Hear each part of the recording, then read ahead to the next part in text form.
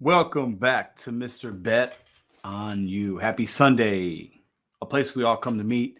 9 p.m. Central, 10 p.m. Eastern, all the Pacific Times Mountain. You guys figure it out. Today, I have a couple topics I want to share with you guys. Before we start and get too far into the show, here we go. I don't know why. I thought I had that down. Please hit the thumbs up if you guys could hear and see me okay. While we're waiting on that, so we got Michelle, Cheeky Chops. I see Madeline, Scooter Bud. I see Jeff. Appreciate everybody for coming in here. I see Miguel. Okay, so there were a few really good comments I want to address. We'll address them as the show goes along. And let me make sure. Okay, cool. Rico Dash. Appreciate that, David. All right. I hope you guys are doing well. We're in the middle of the holiday season. I had something sent to me that was very interesting. Let's get my life together here. Hold up. Today's been quite a day. Okay. I had something that was sent to me today and I read it and it was interesting. So I want to talk about that today. And then I also saw a community post by Dash Theory TV. Go check them out. Dash Theory TV. He put a community post up. I'm going to be talking about that community post. You can see that community post on his channel, Dash Theory TV. So go check him out. And, it kind of goes into the theme of what we've been talking about here for the last week or so, okay? Sustainability, scalability of these apps, how they're changing, how the app itself has changed, the programs. And I'm going to share with you guys real information from DoorDash. I'm going to share with you guys what Walmart is going to be pilot testing, programming, working on, and how that may affect us. Now, we have to remember one thing here. These big billion-dollar companies, not million's nothing at this point. Billion to trillion-dollar companies will do any and everything to cut costs. That's how they make money. I worked at a casino. I've worked at big franchise groups, Applebee's, things like that. When they can save a percent here, 2% here, half a point here, half a point there, okay? It literally means tens of millions of dollars for them most of the time. So we're going to get into that stuff tonight. Before we get in there, hit the thumbs up. Let me give some shout outs real quick, see who we got in here. I see Dan, I see Daphne, I see Stacy, Mel C. Always nice to see you. Holly, Savvy Shopper, how are you? Prayers up. Robert, Dan, Robert Walton, I see Bud Soda, always a pleasure. Daphne, appreciate all the channel members. Kualaha, hello. Poetic Kells, Rodney, Cheeky. Let's see. David, I see Rico. All right, so Miguel. Now I want to put up this comment right here. Bear with me 1 second, guys. Okay, I want to put this up here. This is from Miguel. He put this in before we went live. DoorDash will go under within 6 months, exclamation point. People are complaining that they are not getting their orders, exclamation point. DoorDash is bleeding slowly, exclamation point. What a shame. It used to be a great company, exclamation point. If you're counting, that's 4. Now, Miguel, somebody I know has been watching this channel. He's been a supporter. Appreciate you. That's a strong statement. I disagree with that statement. 6 months is way too soon.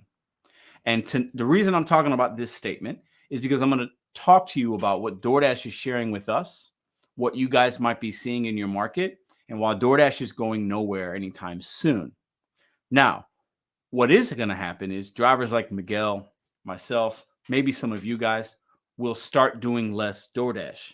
And DoorDash is okay with that. And I'm going to share with you information as to why. And I'm going to give you I'm going to share some facts, but I'm going to give you my opinion tonight as well. So without further ado, all right. I want to show you guys something. I have a little video to play. We'll get in a second. It's like 1 minute. It's like a little short. And then I'm going to read some things from DoorDash and a partner, somebody that writes blogs. And what up, Dash and Grandpa? And then we will kind of talk in the live chat. Tonight I want to be very interactive with you guys in the live chat. And if you guys have certain questions, things you want to bring up, I want to do my best to see as much as I can, put it on the screen. But I also want to show you guys, listen, y'all know me. I don't know technology very well, but I learned how to do something tonight. I want to see if you guys like it or not, because if you don't, we can get rid of it. But I want to show you. Give me 1 second. Oh, here it is. There's a little ticker there. You see that? Okay. Now I think, hold on, let me try something out here. Lord. Okay, hold up. Let's do that. Let's hide that. Okay. So we got a little ticker. Now, if too many of you guys don't like that, we don't have to have it. But I wanted to, you know, eventually I'm going to put ticker things at the bottom, whether it's giveaway winners. I didn't really know I could do that. Giveaway winners. It could be various things that you guys might want to know. So I thought that was kind of interesting. Okay, I'm learning. Okay, let's get back into the comments here. Now, I'm going to read something to you guys. I'm going to show you a video. Okay. Oh, Hannibal, listen, bro. It's the simple things, man. It's the simple things in life. Simple things in life. It's the simple things in life. That's my brother from another mother, Hannibal. So let me get rid of that comment because Hannibal's crazy right now. Okay. And if y'all don't know, me and him have a podcast. We go live every Monday and Wednesday. Come check us out tomorrow. It's going to be a good one. Okay. Banner looks good. Okay, yeah, I think, just a little something. We're in the best live show around. That's my opinion. It's not a fact. It's an opinion. And it's also a very interactive chat. Hit the subscribe if you're new here. We have a good time. The chat is very good for new drivers to ask questions and the OGs to help answer those questions. And you guys could talk about your week. We do it on Sunday at this time because the week is ending. And then also the new week is beginning. So we can share our stories. We talk about topics. We have laughs. We challenge each other. I say silly things. I say crazy things. I have crazy guests come on. StreamYard Link's always open. So we'll get into all that tonight. Now, okay. Hey, how are you? I see you doing for dinner. I see you, Sheila. Okay. Okay. I want to get into first the Walmart post that Dash Theory TV. He said I could share it. So I'm going to share it with you guys. Now, I'm going to read it. I'm going to pull it up here for 1 second. Let me see. Let me pull it up. You guys could check out the full post on his channel. I'll definitely go recommend him. He does a lot of Spark shipped. I know he's worked. I think he worked for DoorDash at some point in the corporate setting. I thought, at least, he's done DoorDash and other apps. So real smart guy, friend of the show. So let me go ahead and put in, where is it? Photos. Okay, I'm going to read this to you guys, and then I'm going to show you a short little clip. Now, this was the part of the thumbnail that you saw, but you can see the full thing there. Kualaha, thank you very much, Brother Pedro. You are much appreciated. Thank you. That means a lot to me. Thank you very much. Okay. Walmart Plus in-home delivery. 30 free days of tip-free delivery. You guys see that? It's from Dash Theory TV. 30 free days of tip-free delivery. What does this mean? Delivery to your door, garage, or fridge. This is Walmart. This is an ad talking to their consumers, their people, their marketplace. Handled by a full-time Walmart associate. That's not you or I doing it on Spark or Uber. I know DoorDash lost a contract with Walmart. Okay. That's not what that's about. This is a Walmart associate. Okay. Somebody getting paid an hourly wage. Follow me. Free for 30 days, then $7 a month or $40 a year. Okay. So $7 a month times 12 months is more than $40, right? So you could do it by monthly. You could do $40 a year, which if you get Walmart delivered a lot, it's a pretty good deal, right? Handled by a full-time Walmart associate. Delivery to your door, garage, or fridge. They're telling the consumer 30 free days of tip-free delivery. Why are they saying tip-free delivery? Well, because if they have in-house associates handling these orders, when the consumer places the order, they don't have to worry about being prompted to tip afterwards. They don't have to worry about that additional cost. They're making it extremely affordable to have Walmart, the biggest retail giant. It's Amazon, I guess, right? But listen, Walmart's the biggest retail giant in my mind, right? It's the cheapest. Most people shop at Walmart. Drop in a comment if you shop at Walmart. Put a dub in the air if you shop at Walmart, okay? Now, how can this affect us? Why am I talking about this? Listen, I don't shop at Walmart. Don't really like Walmart. I'm not doing Spark. I've only done maybe a dozen DoorDashes back in the day when they had it. Now, how can this affect us drivers? A lot of you guys do Spark right now, right? It's a hot app. I would say it's a hot app, especially now in season. I would say over the last 8 months, it's been the #1 growing app for you delivery drivers, right? A lot of you guys got rid of DoorDash. You're doing less Instacart. You're doing less Uber, right? And you're starting to do Spark because it gave you great promotions. Tips were there. You liked it. It was busy, busy, busy, busy, right? So let's say this Walmart Plus in-home delivery hits in select markets. What do you think that's going to do to your Spark opportunities? To all my Spark drivers out there. If they don't need you to deliver those orders because they have an in-house team and the consumer now can order and save money, $40 flat fee to have things delivered to you, don't have to tip. Will that hurt you if it hits your market? These big companies will do whatever they can to keep as many consumers continuing to order by giving them promotions, coupons. Think about all my service industry people. Think about when you worked at these restaurants and a coupon went out. What happened? You'd get busy for a few days, right? And then that $40 tab at your local restaurant now became $30. What happened? People tipped off the 30, not the 40. You made less money as a server sometimes, but you were busy, right?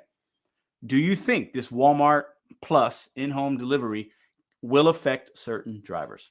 Let's get right into it. I'm going to check out this chat and see what you guys got to say, and then I'm going to show you this next video. So Walmart promoting no tip delivery. How do you feel about that? Now, as a consumer, a positive. If you're a Walmart consumer and you order, let's say you order 3 times a month. Let's just say, I'm going to say that's maybe regular for some people that do a lot of food delivery or grocery delivery, whether it's Instacart, shipped, maybe you use DoorDash to get your groceries, you use Walmart Spark, and you order on the Walmart homepage, and you do 3 times a month, you're going to save a lot of money. You don't have to worry about tipping. They're telling you a Walmart associate is bringing it to you. Some consumers might tip in cash, and that's not going to be normal. So the Walmart Spark drivers out there that do a lot of business with Walmart, how could this affect you? Do you feel like they're going to take opportunities from you as Walmart goes to in-house? Do you blame Walmart for doing that? They need to keep their customers happy, offer them the lowest possible cost to have Walmart products delivered to them, and then they're going to hire some people to do it. They're obviously going to invest a lot of money, vehicles, vans, additional staffing, big cost, but over the long term, they'll save money and probably retain more drivers, and they'll keep it in-house. They can manage it better. They don't have to worry about me driving up to Walmart being upset that it's taking a long time and dealing with us as drivers. What do you guys think? Let's stay in the live chat and see what you guys got going on. Okay. I'm sure I missed some good comments. Y'all know me. I like to ramble. Let me scroll up just a little bit here. Okay. Jessica, good to see you. Another thing is matter of keeping all customers' data in-house. That's an excellent point, Gig Media, because when you use a third-party app, your customer information is going all over the place. It's going to a driver that now knows your home address, right? Think about that. All right. What up, Mr. Flex? Okay. There's too many offers for their W-2 to handle. Most won't pick in-house. Sure, Bud Soda, that could be true. But even if, think about all my Spark drivers right now. You guys are all happy about Spark, right? And you should be. But I've been seeing a decline. I hear that they're doing less promotions. It's becoming harder. You're not making as much. I see the videos. I hear the chatter. I see the groups talking about that. So what does that mean a year from now? When this thing's, let's say it's successful, even if it's a 25% decrease in the opportunities you see from your Walmart orders, for some of you drivers, that could be a big hit. So then what? What app do you do? We adapt. There's a lot of opportunities out here, right? But if you're somebody, and I know many drivers that make a lot of their income on Walmart Spark, how will that affect you? And what do you think about them promoting no tip delivery? Do you think that could trickle on into the mindsets of consumers saying, well, I don't tip my Walmart, so if I happen to use DoorDash for something, I'm not going to tip that. I'm not going to tip this. La, la, la, la, la. DoorDash is saying drivers are making $25 an hour. Some are, some aren't. Oh, they're making $25 an hour. Why do I tip them? Are they working for DoorDash? The information the consumer is hearing is not helping us, guys. It's not. That's what I think. Okay. What up, Rolling Red? What up? What up? Spark has had those drivers for a while, and it does not affect me. Okay. No, I do not, because most people will not spend more than they have to get a delivery, and the in-home will cost more monthly. $7 a month doesn't seem like a big cost. $40 a year, which is less than $7 a month if you go by that. It's going to save me money. Okay. So also Driven for Dinner sounds like she uses the app. Southern Gig says, I care about pay, not where it comes from. But what about opportunities? We're not talking necessarily tipped. We're talking opportunities, Bobby. Think about that, Southern Gig.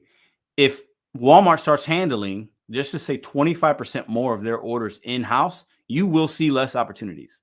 You will have less fish in that pond. That is a fact. If usually when you go fishing, there's 100 fish in that lake, and there's 20 fishermen and fisher ladies trying to get those 100 fish, right now, the same 20 will be out there, and there'll be 75 fish. Dash 30's in the house. What up? Okay, let's read his comments since this came from him. I don't think most people want to Walmart people in their home, but I do think it will have an impact because people like convenience long term. Question mark. Definitely not a 0% impact. Facts, 100%. And I'm being kind. I think in the next year it could impact 25%. That's a big chunk, guys. Then where does that leave you 2 years from now? 50%? It's a big chunk. It's a big chunk. All right, let me get some of these newer comments here.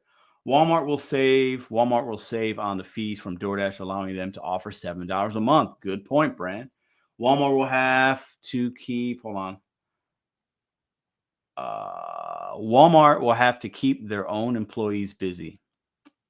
True, but listen, I think staffing is difficult for a lot of places, but people still want to work. And if you guarantee somebody, let's say $15 an hour, $18 an hour in certain, especially rural areas, people are going to jump on those jobs. I do believe that. And Walmart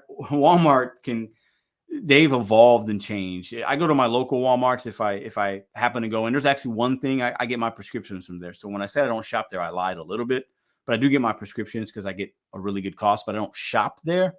They don't even have registers. Everything is self-checkout at my Walmart. So it's, they're changing the game. They're going to continue to push the needle. Okay. Let's read this one here. But Walmart hasn't been using DoorDash in any of my markets for quite some time. Here's in North Carolina. It's been over a year. For JP, excellent point. Walmart took it away from a lot of markets. They started slow rolling. What did that do when that happened? It took away opportunities. Then they used Uber, they used Spark. So everything is shifting. These big companies are finding ways to save their consumers money, and in return, keeps retaining their consumers, and it makes them more money. The drivers are being left at the wayside. I'm going to get into my next story here with some information about DoorDash, okay? But I wanted to bring that Walmart up because I saw it and it was interesting. And I wanted to get the pulse of you guys because I don't do Spark. So I wanted to see, what did you guys think about that? Yeah, I'm at Walmart. I don't know. I think, for me, the reason I've shopped at Walmart plenty of times in my life, but over the last few years, every time I'd go in, it was just kind of like, it was a convenience as far as money goes, but like it would like just kill my brain. Like I just did not like the busyness of it, the messiness. I'd rather shop at Target if I'm being honest. I'd rather shop at a local food store. I'd rather shop at a place like that. I'm just not a big fan of Walmart.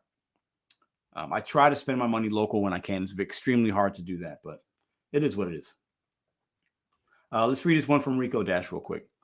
They don't want to lose the direct-to-home delivery battle with Amazon. Good point. What up, Yost Malone? Spark has been a game changer for me personally. Absolutely, Dashing Trader. And that's my question to you guys. If a lot of your income's coming from Spark and you see these moves that Walmart wants to implement and what they want to change for their consumers, which makes sense, how will that impact you and the money opportunities you see on your phone? Because that's all these apps are. If you take a 25% hit in what you could possibly see as an opportunity on your phone, that will affect you. That 25% decrease in offers could mean those $20, $30, $40 runs, the $60 runs with 8 batches or whatever, you might not see 3 of those a day. You might see 1 or 2. That changes the way you make your money. It changes the type of apps you're going to have to work with. That is a fact, guys. So I bring this up not to scare because it's nothing. This is a first world problem. None of us should be scared, right? But we have to be forward thinking, right? So when I talk about Miguel said earlier, 6 months, DoorDash is done. I don't believe that. But he's right in the fact we have to think 6 months to a year out. We have to, as Dashers, in my opinion, and I hold myself accountable. I'm guilty of this. We got to stop thinking day to day. So many of us, and most of us that do this, maybe not you guys, but a lot that do this work, we're living in the moment. I just need to make this much per hour. I need to make $100 today. I'm focused on this $3 order. I'm focused on the $6 order. That is a very, it's a very momentary thing, right? What will the apps look like, and how do you fit into that 6 months from now, a year from now? The more you can think about it and the better you can prepare, the more prepared you'll be, so that when things happen, you're not as surprised, right? So let's get to my next thing we have about the DoorDash article. Okay, I'm going to read some of it to you guys. And I'm also, let me pull up this video first if I can. Let's get the headphones on. Okay, before I pull it up, let's see who else we got in here. Grandpa Trader Spark has been killer for me as well. Fact. Listen, you guys are speaking. I can't speak as far as how good Spark is, but I think we have to realize things are going to change with these apps. Okay. And I'm gonna, this is a good little segue with this DoorDash little short that I did. And I want to read you guys some information from DoorDash, and I want to get you guys' opinion on that as well. Okay. Let's see. Let's read this one from Dashing Grandpa. There will be 2 separate charges on your bank account and your bank statement. One charge is the fee of Walmart, $12.95 a month, $98 a year. Well, what I read, it looks like it's saying $7 or $40, and an additional charge is for the fee. Okay, fee of in-home. So why would they charge you 2 different fees? That's interesting. So you get charged a fee to order things, and then also a different fee to have it delivered. If you don't have it delivered, could you pick it up? Interesting. I appreciate the info. That's why I bring this stuff to you guys, so we could learn together and we can be ready and prepared just when things happen, right? Let's see. Andrew, what up? Irish Andrew, what up? What up? What up? Anthony, what up? Let's see. Okay, let me pull up this video for you guys if I can. Bear with me. You know, my technology game ain't strong, but I'm gonna try to pull up this 1 minute thing, and then after I'm gonna read something to you guys. Let me see if I could find it. Let's see. Let's go here. Oh, that didn't work. Let's go there. La, la, la, la. Happy Sunday, guys. Hey, hit the thumbs up button for your boy. Let's get 1 million thumbs up on this video today. Let's break the gig community record for thumbs up on a live. Okay, let's see. Let's click on that, and then click on this. Ooh, let me see. Okay, it's coming up.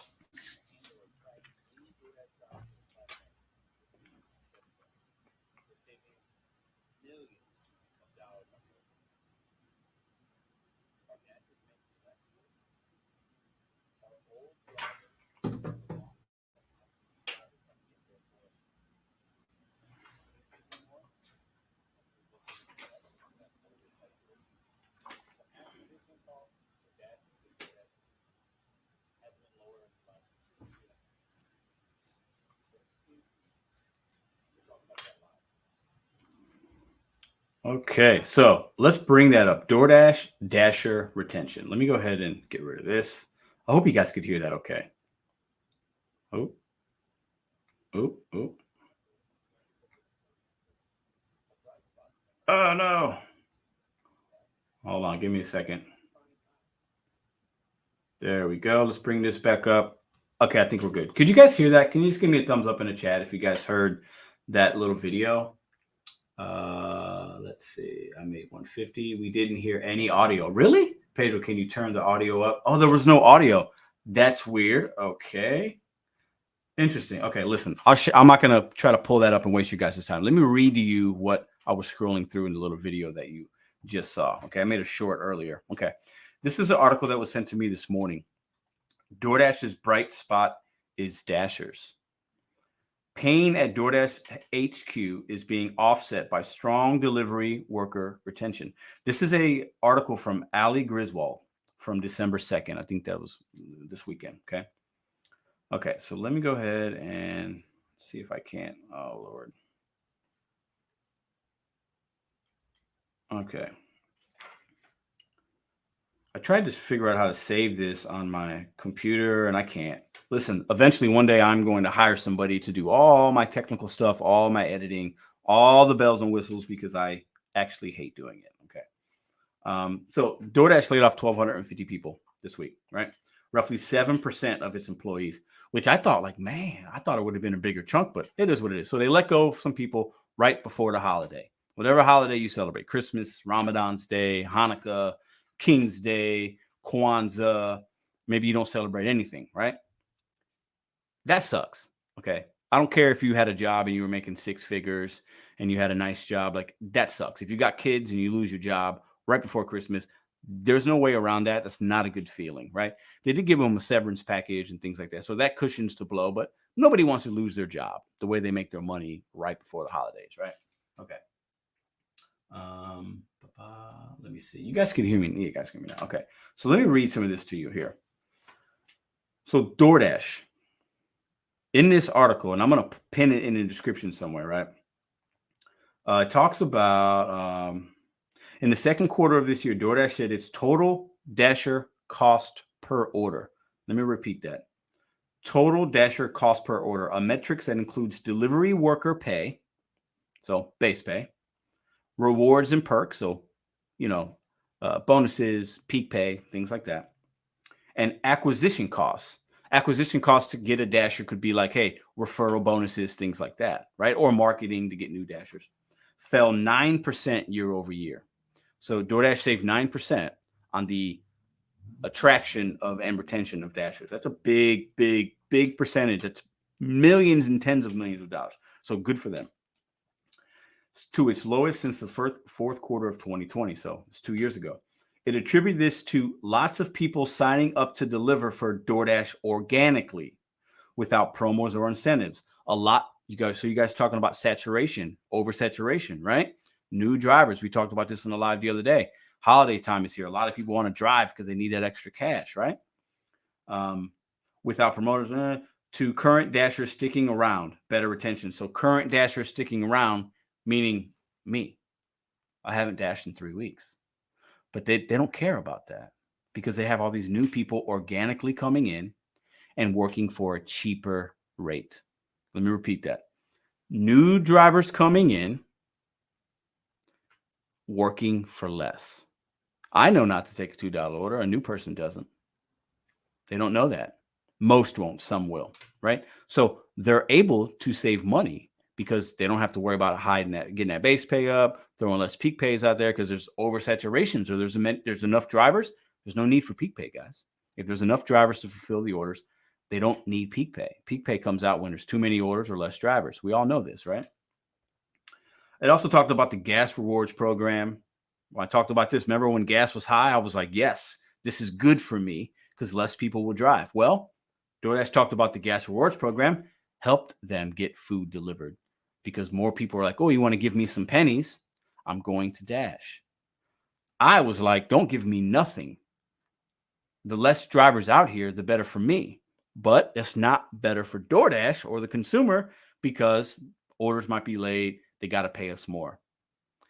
Every move DoorDash makes, that we talk about here and other channels that talk about it way more eloquently than me, DoorDash is in to make it. They're in it to make money, guys. And there's nothing wrong with that.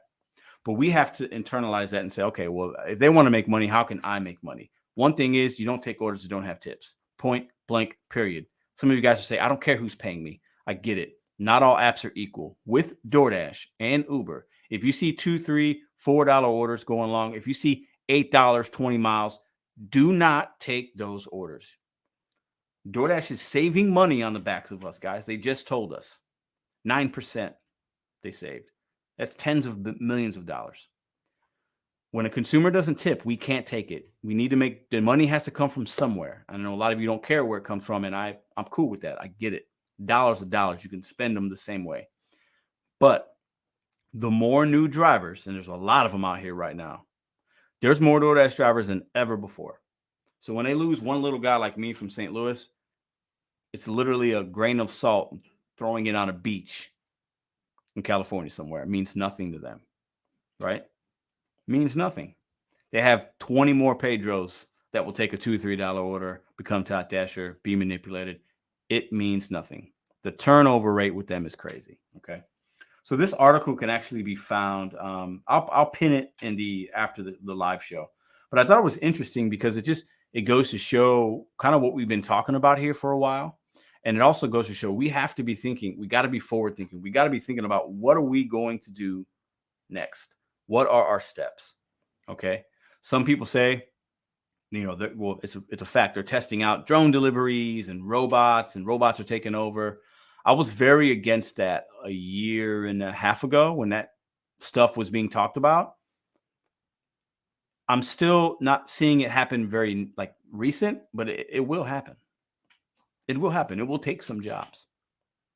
This gig work, DoorDash specifically, Uber, even Spark, is very short term for 99% of us. Some people will not like that I say that. It is the truth. I'm not speaking to the 1%ers that can do this and can make $200 a day. That is not a normal result for most of us. And even to the part-timers that do this part-time and you're making your $60 here, $80 here, you got a W-2, you're stacking your paper for something else. It's fantastic. You won't be as affected as much, but you may still be affected. So if you count on that extra $200 a week to pay the bills, to whatever in your part-time, that could change the way the apps are moving and working. They're paying us less money. And they're asking you to do more. They're asking drivers to take out the trash. They're asking drivers to do more and either make the same or make less. That is how these apps work. They go this way with the pay. They don't go up. They go down. We have to figure out other ways to combat that and make it work for us. Anyways, I know I've been just rambling. I just wanted to talk about these topics. I do want to have the StreamYard link open to talk about these topics. So anybody that wants to come in, I'm going to pin that here in a moment. But I'm also going to read the chat for a little while because I know you guys are very interactive in the chat. I want to keep that going. So I know I missed probably a lot of really good comments. I'll scroll up just a little bit here. I used a promo code like that to sign up now. They don't want to pay me the money after I completed the orders. It's crazy. Yeah. Stop playing with me. Does anyone have engagement team? I don't know what that means. Let's see. Let's see if I can find. Customers figure they don't have to tip because, let's read this one here from Madeline. Customers figure they don't have to tip because there are plenty of idiots who take their no tip orders and bring your food nice and hot. So why tip? You're not wrong. Can't be mad at a consumer for wanting to save a couple bucks. I could still call them a clown because it is what it is, right?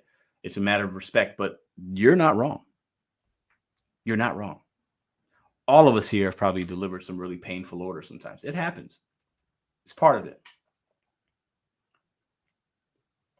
I can make extra 200 a day. So here's Gig Hustle. Shout out to Chicago. I think he's out in Chi-Town. That's my hometown. I can make 200 a day, but don't want this for my main income forever. Exactly.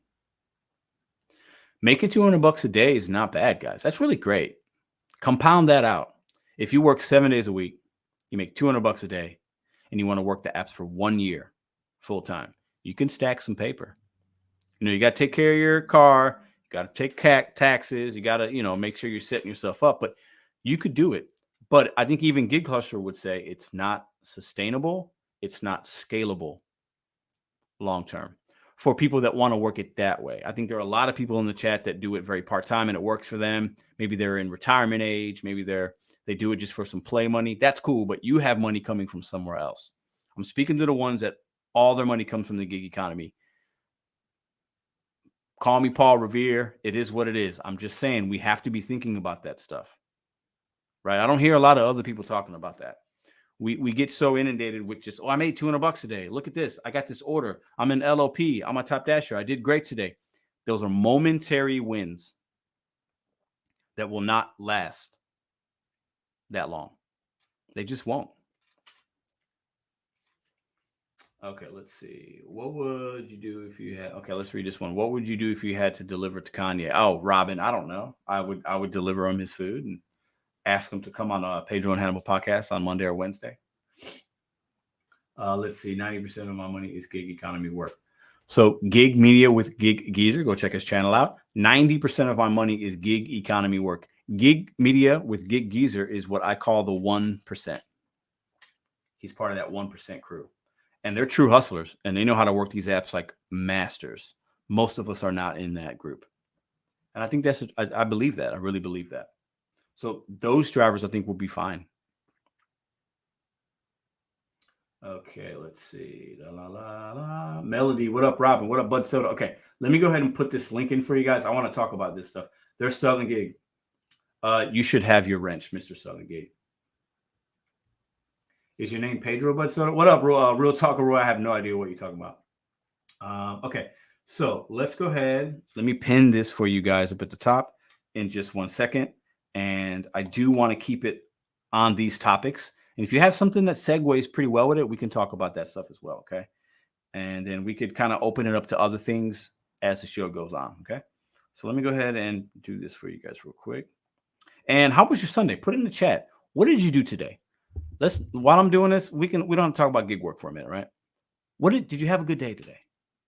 Anybody that didn't work and did something outside of gig work, share that with us in the comments, in the live chat. Share something positive today. I'm going to put this one up while we do that. Pedro, people got to be looking at the gigs as a short-term game and not a career.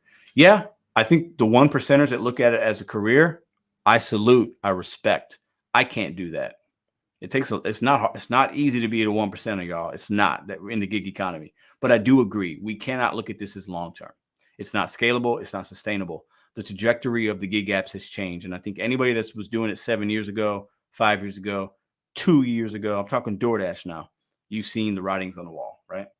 Okay, so let me go ahead and see if I can't find this here.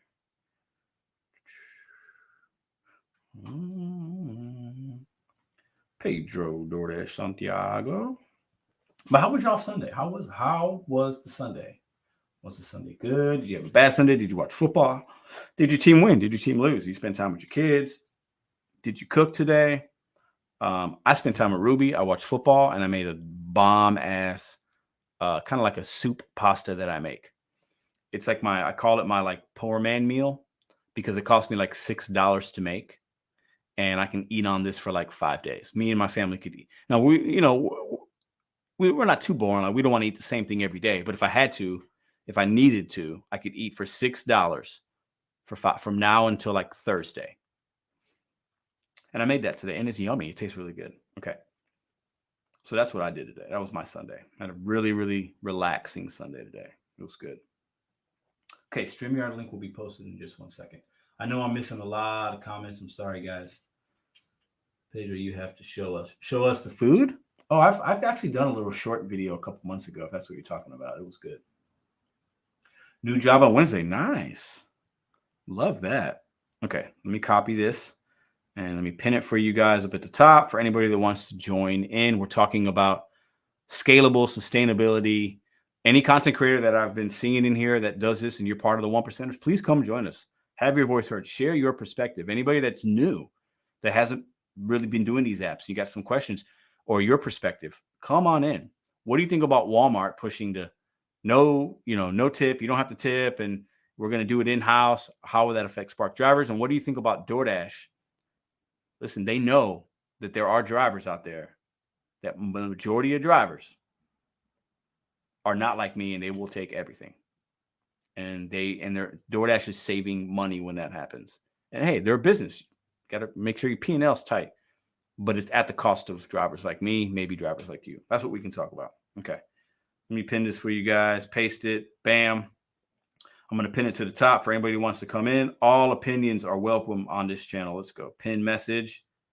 There we go. We'll give it a few minutes to see who wants to come in tonight. Let's see. So let me talk to you about what I made, though, real quick. So basically, I get a thing of beef broth. You could do chicken broth, beef, vegetable, whatever, right? I do beef. Pour that in a pot. I do a bag of not a bag, but like a a cup of egg white noodles, right? And I chop in any veggies I had. So I had a whole bunch of vegetables, like kind of leftover I needed to use before I threw them away. I don't like wasting food. It's one of my biggest pet peeves in life. I don't like waiting. I'm impatient and I do not like wasting food. I hate wasted food. It makes me want to smack somebody across the face. I can't stand it. That's just personal, Pedro, right? But so I took all these veggies. So I had red onion, a yellow onion. I diced up some carrots. I put in 1 jalapeno, 2 sweet peppers, a green pepper, a yellow pepper, a red pepper. What else? I had some radishes. I diced those up. I use those as a garnish afterwards. My other garnish was some cilantro. I don't even chop it up. I just boom, put it right in there. Seasoning. And I think I'm missing one thing. Anyways, that's what I put in. Mushrooms. I put mushrooms in there, and it becomes kind of like a thick soup because I have so much stuff in there. And that cost me $6, maybe $8 because I had some leftover things. So my true cost might have been about $8. I can eat on that for 5 days. So that's why I say when I tell consumers, when I call them clowns, when I call them miserable, the reason I say that, and I know that offends a lot of people, I don't care if you're offended by that. The only people I'm calling that are the people that are saying, well, I can't tip it. I don't have the money for that. I'm already spending $50 on this Applebee's. I can't tip you. Listen, you go to Aldi, you take $8 or you take your $50 and you can feed your family for a week. And anybody that tells me they can't is either lazy or they've never tried it before. We as individuals have to take personal responsibility for the things that we consume, especially when inflation is high. If you can't afford the apps, don't use them. I know they're convenient. I get it. You got to throw the driver a couple dollars, man. All the consumers out there listening, I know there's 1 or 2 that watch this channel sometimes. You got to think about stuff like that. I don't want to hear the nonsense of, I can't afford to tip. I can't. You can. You choose not to. That is a fact. I'll debate anybody. And I'll do a video. I'll take you to Aldi and show you what I can make you that will taste just as good as what you just bought. That you put a driver's livelihood at risk because you don't want to throw them a couple dollars. Nobody wants to smoke when it comes to me with that. Trust me, you don't want it. Okay. I'm feeling really passionate tonight. I've had a good day. A fantasy football team did good. I'm feeling good. I'm ready to have these conversations. All right. So let's go ahead and bring in who we got here. Let's see. Recent comments. So I see Matt. I see Rational Driver, Bud Soda, Yost Malone, Matrix. I see all of you guys waiting. I see Adam. I'll get all of you guys up in just a second, okay? Lee Deliver says, you are so lucky to get tips here in the UK. It's so rare, but hey-ho. Yeah, definitely, Lee. It's definitely a cultural thing here in America, right? But I wonder, do you guys make more? Is there a different kind of incentive for you guys in the UK? Did your base pay higher? I feel like I've heard that it is. So does that compensate? Do you guys think you're making less or more money than us here in America? Listen, Eric, you know I ain't lying, bro. It's kind of like, when people are like, I can't afford a tip. I can't afford a tip. I can't afford it. It's like that same whiny ass person like I used to play basketball with on a team. And they're like, I don't know why I'm missing all my free throws, or I don't know why I'm so tired at the end of the game. It was because you're lazy. You ain't putting the work in. Don't complain about something when you can actually do something different for yourself. Think about that. Don't complain about that DoorDash was $50 when you could go to Aldi and eat significantly and save money. You know what I'm saying? Like, just like logically, the logic there is just kind of skewed, right? But we're lazy. I'm lazy too, so it is what it is. Okay, my heart rate is at 82. Let's keep it kosher. I know I'm a little amped tonight. It's been a good day. Okay, so let's talk about this conversation with these gentlemen here. I don't think we have any ladies yet. I don't see any. I see Matt. Ooh, it's been a while since I've seen Matt. I see Adam. Okay, I'm going to bring all you guys on at the same time. We'll go around the room. So we'll start with Matrix, Yost, Bud Soto, Rational Driver, Matt, and Adam. That'll be kind of the order. You guys can give me your thoughts on this. If I'm wrong, please tell me. If I'm missing something here, bring it to my attention. I don't know everything, but this is a conversation. So let's get it cracking. So we got the Matrix. What's up? What up, Pedro? What's up? Yost Malone. What's up, man? How's it going? It's going. We got Bud Soda in the house. What's up, Bud Soda? Yo, what's up, everybody? We got the Rational Driver. How you doing? Hey, Pedro, what's cracking? What's cracking? All right, we got Matt in the house. What's up, Matt? Your time. What's up, man? All right, we got. What's up, man? Good to see you, brother. We got Adam Brown. Can you hear us, Adam? What's up? How you What's doing? up? Thank you. I'm good. And we have Jesse Snack Ops. What up, Jesse? How you doing, brother? Hey, how you doing? I'm good. All right, so let's get the show started with Matrix. Right to my. We'll kind of go clockwise. We'll snake around here, but Matrix. So, what are your thoughts on the topics tonight, and how you doing today? I'm good, sir. How you doing? I'm great, man. Blessed. I'm shocked that Bud Soto is laying in a bed and not sitting in a car. What the hell's that about? First time ever, bro. Yeah, I know, right? That's crazy. My roommate nagged me on being here for dinner tonight, so I stayed home. And I've gotten 4 very busy notifications, and it's like, ugh. That's good. It's good to see you just take a rest, bro. It's nice to see. Absolutely. So first topic, Pedro. I've been doing Spark for about a month now, and it's been a game changer. Like it is. I thought when I started Instacart, that was kind of a game changer, and now I wouldn't even turn on Instacart. The offers that you get from Spark are, if you get a good double, $20, $23, $26 if you can snag them.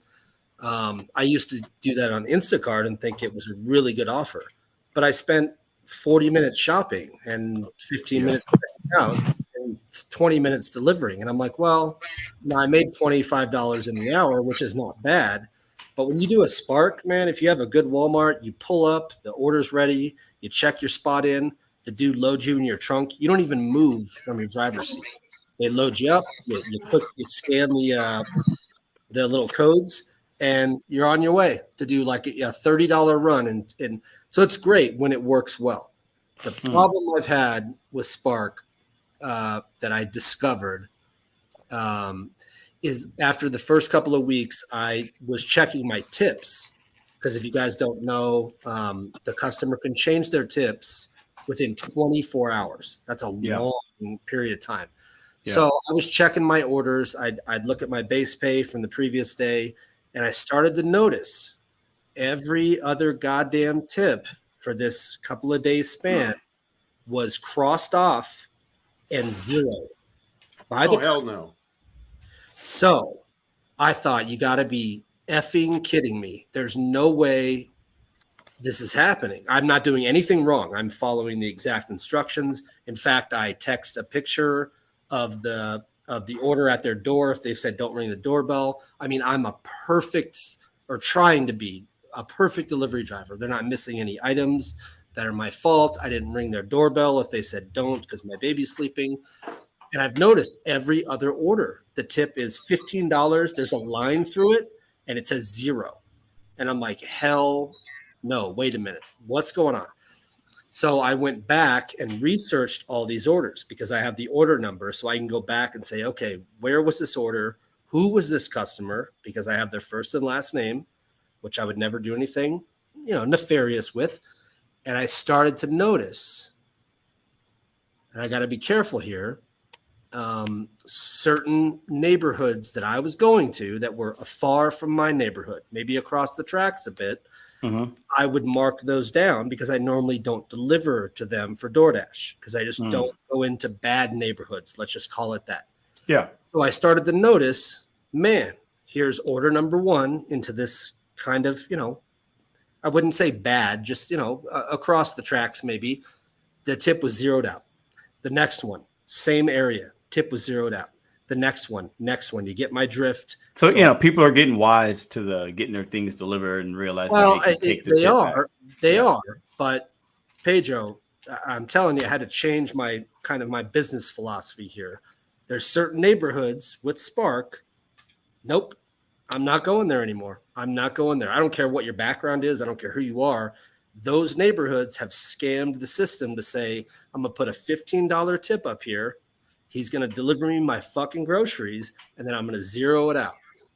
And so that's crazy. I mean, I'm not going there anymore. So let me tell you, the next 3 days, I did not go that direction, not one time, only in the other direction. not a single tip was zeroed out, not one. So there's a thing with Spark that you have to be aware of. It's great. It's really good. But when you give Walmart customers, the people of Walmart, 24 hours to cancel out your damn tip, and we make business decisions. Like we make very calculated decisions on miles. What are we paying for tires, brakes, insurance? Like we're business people. We have to make a business decision at this point now that I can't go to that damn neighborhood. Yeah. So let me ask you this, Matrix. So I think that, and now I think there's so many Spark's so popular and people are getting things delivered like groceries like never before. It's like increasing year over year. And you've got the holidays and some markets it's cold. People don't want to shop, or some people that don't even have a car. They don't want to take the bus or walk. So they want things delivered. Like there's a lot of reasons, I think, right? But do you think that, Spark mostly has been positive for you, it seems like overall, right? You've made good money with it. And that's, what you were talking about in the beginning. But what do you think about with the Walmart in-home delivery option, and how do you think that will affect the opportunities that we'll see that you'll see on your phone and the money that you could make from the neighborhoods that you like to deliver to? Not in my market. I don't think it'll make a difference because the biggest problem I have with the Spark app is they start when you get orders on your phone, it goes like exponentially. Like you're trying to scroll down, like on Instacart when you're trying to scroll down to see an order and it reloads. So Spark goes back to the top of your phone. So you scroll down to try and look at orders and it goes to the top and goes to the top and goes to almost like it's like flashing at you. You can't even land on an order to try and say, where's this going? I just dropped the phone and I'm like, and Spark loads like 36 orders. And I'm like, God damn, I can't even keep up with this. Like, I want to talk to like the tech part of the Spark app guys that say, you guys can't load orders into the phone this fast because we can't see the other orders. So maybe make like a trickle down effect. That's my one biggest problem with the app. But once it kind of slows down, I can settle in. So what you just said, if Walmart's trying to do in-house deliveries, the demand is way higher than I think Walmart could ever hire. Initially, they wouldn't be prepared for it. No, there's so many orders, and it may be the holiday season right now that it's so heavy. Well, sure, yeah. There's times that it's like, you have 36 new orders to see. And I'm like, that's crazy. Are you kidding me? So they could hire in-house, but I don't think they can keep up with demand. Let me get to Yost Malone here, my friend. So what do you think about this Walmart telling customers, hey, I'm going to do this for you. Don't worry about tipping, save your money. I'm going to handle it in-house. And then also, what are your thoughts on DoorDash sharing numbers with us about how they're retaining drivers, saving money, and, basically their costs are down and their revenue's up, costs down. What do you think about these topics? So the Walmart part, I came into the show late, so I didn't really see too much about it, but they're telling their customers not to tip. I may be a little different on this subject because with me doing Spark, I have done more of the shopping ones that have way higher base pay. I don't want to get tip baited, but I mean, if it pays $30 and I need to get 10 items and it's no tip on it, I'll do it in a heartbeat because you can pay $30 and it's a lot faster. I don't know if most of you have shopped with Spark. The shopping, I mean, it's idiot proof. Like, you walk in, it says go to aisle 14, section 2, and it's accurate. And so that's kind of what I've been doing with it. I mean, this whole in-home thing, I feel Spark drivers will still be needed. I don't think Walmart can hire enough people to even cover all of it. There's just no way. And as Matrix was saying, I can look at my phone, probably not now, but within the day, and it'll be 30 offers ready to go. You're just like, which one? It's more of like, which one do I take and which one makes the most sense? And so kind of with that. And then also on the other thing with DoorDash, they're not paying their drivers more. They're saving money, but not paying the drivers more. And it's like, I did DoorDash. The last DoorDash it was November 18th. And I don't plan on even opening up the app this month. I kind of want to delete it, just to be honest with you.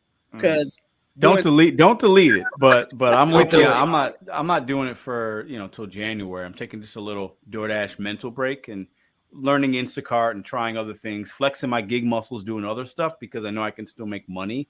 And I'm just putting DoorDash in the corner because, like, you know, DoorDash to me is like that crazy ex-girlfriend. I've said it 1,000 times. Like, she's really cute. She's hot. Like the sex can be good, but like she's toxic, right? So you got to put her in timeout. You know what I'm saying? That's what I'm doing. So it's extremely toxic. And one last thing, it was a shameless self-promotion, but Pedro's video will be premiering tomorrow on my channel.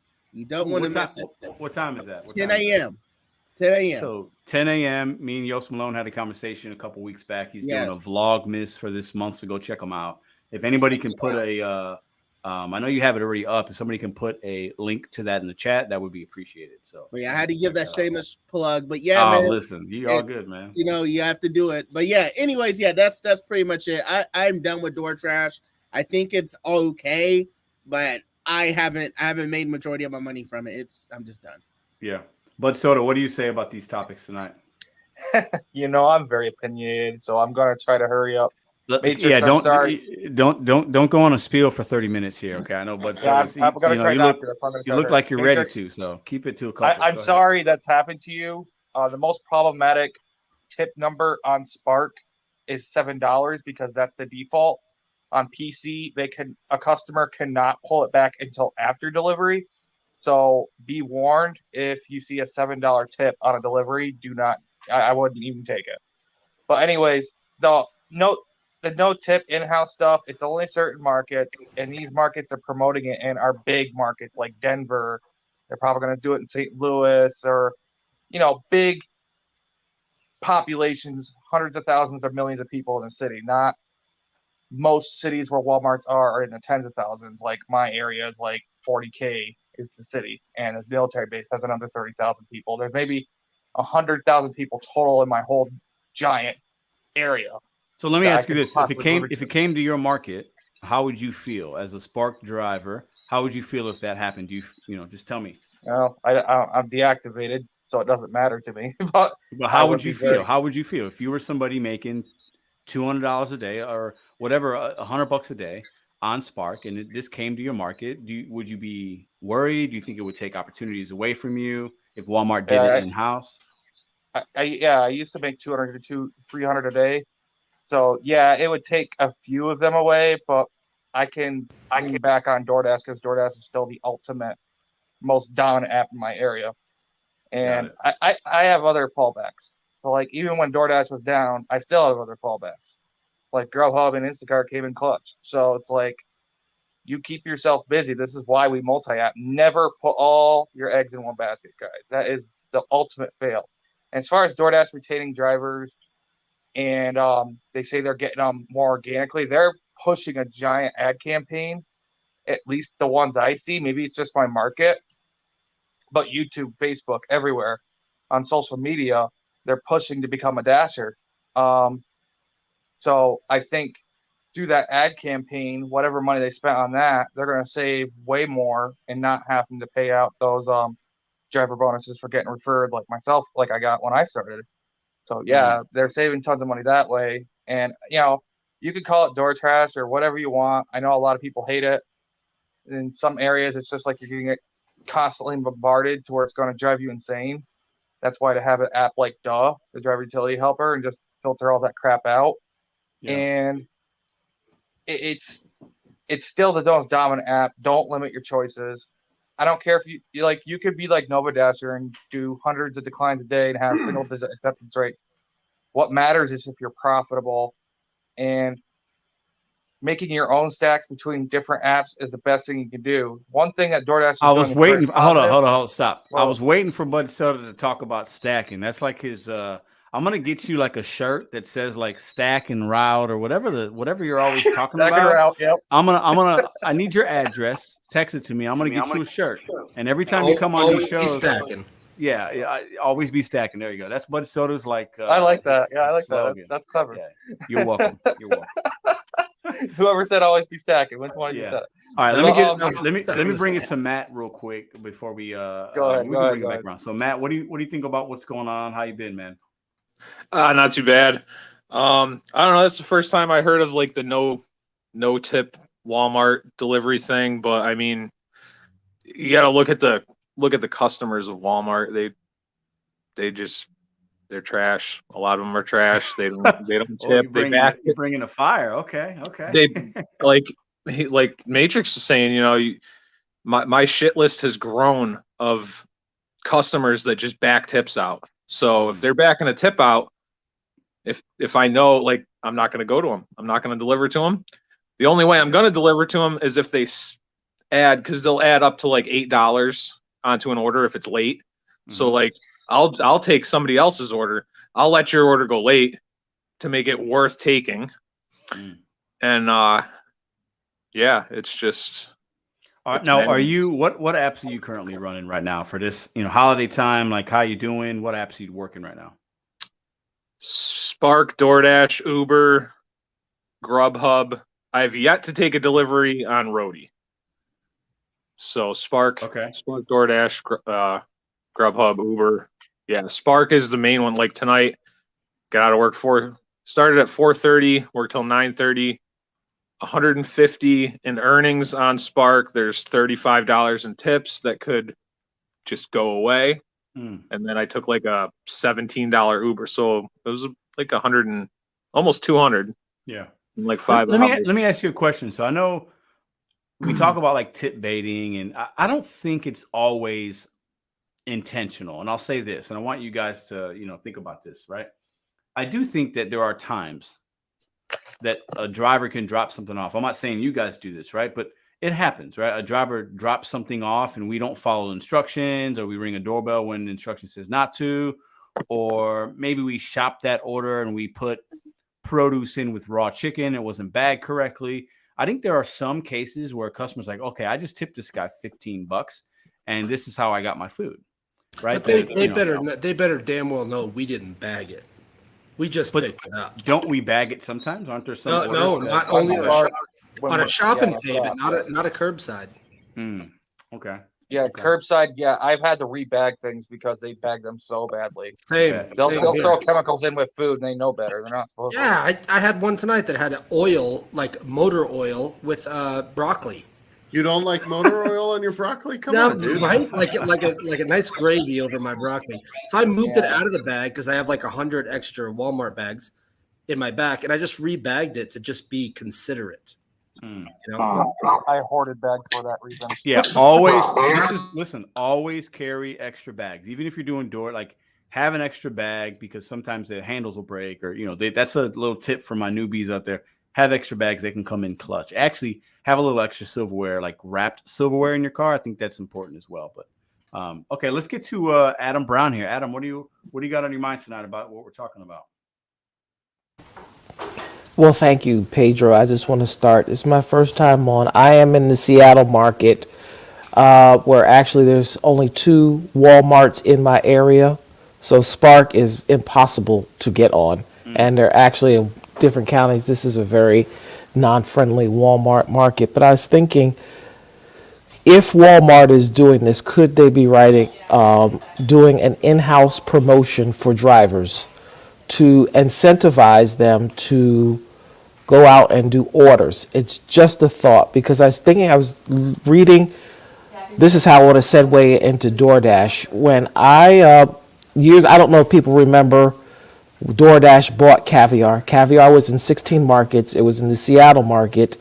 I primarily did Caviar, and I had the privilege to work with my ops team. Caviar was so small, we could go in the office, work with our ops team. And one of the things that they always did from corporate is they wanted to reduce driver cost, but yet still, how was a strategic way to do that?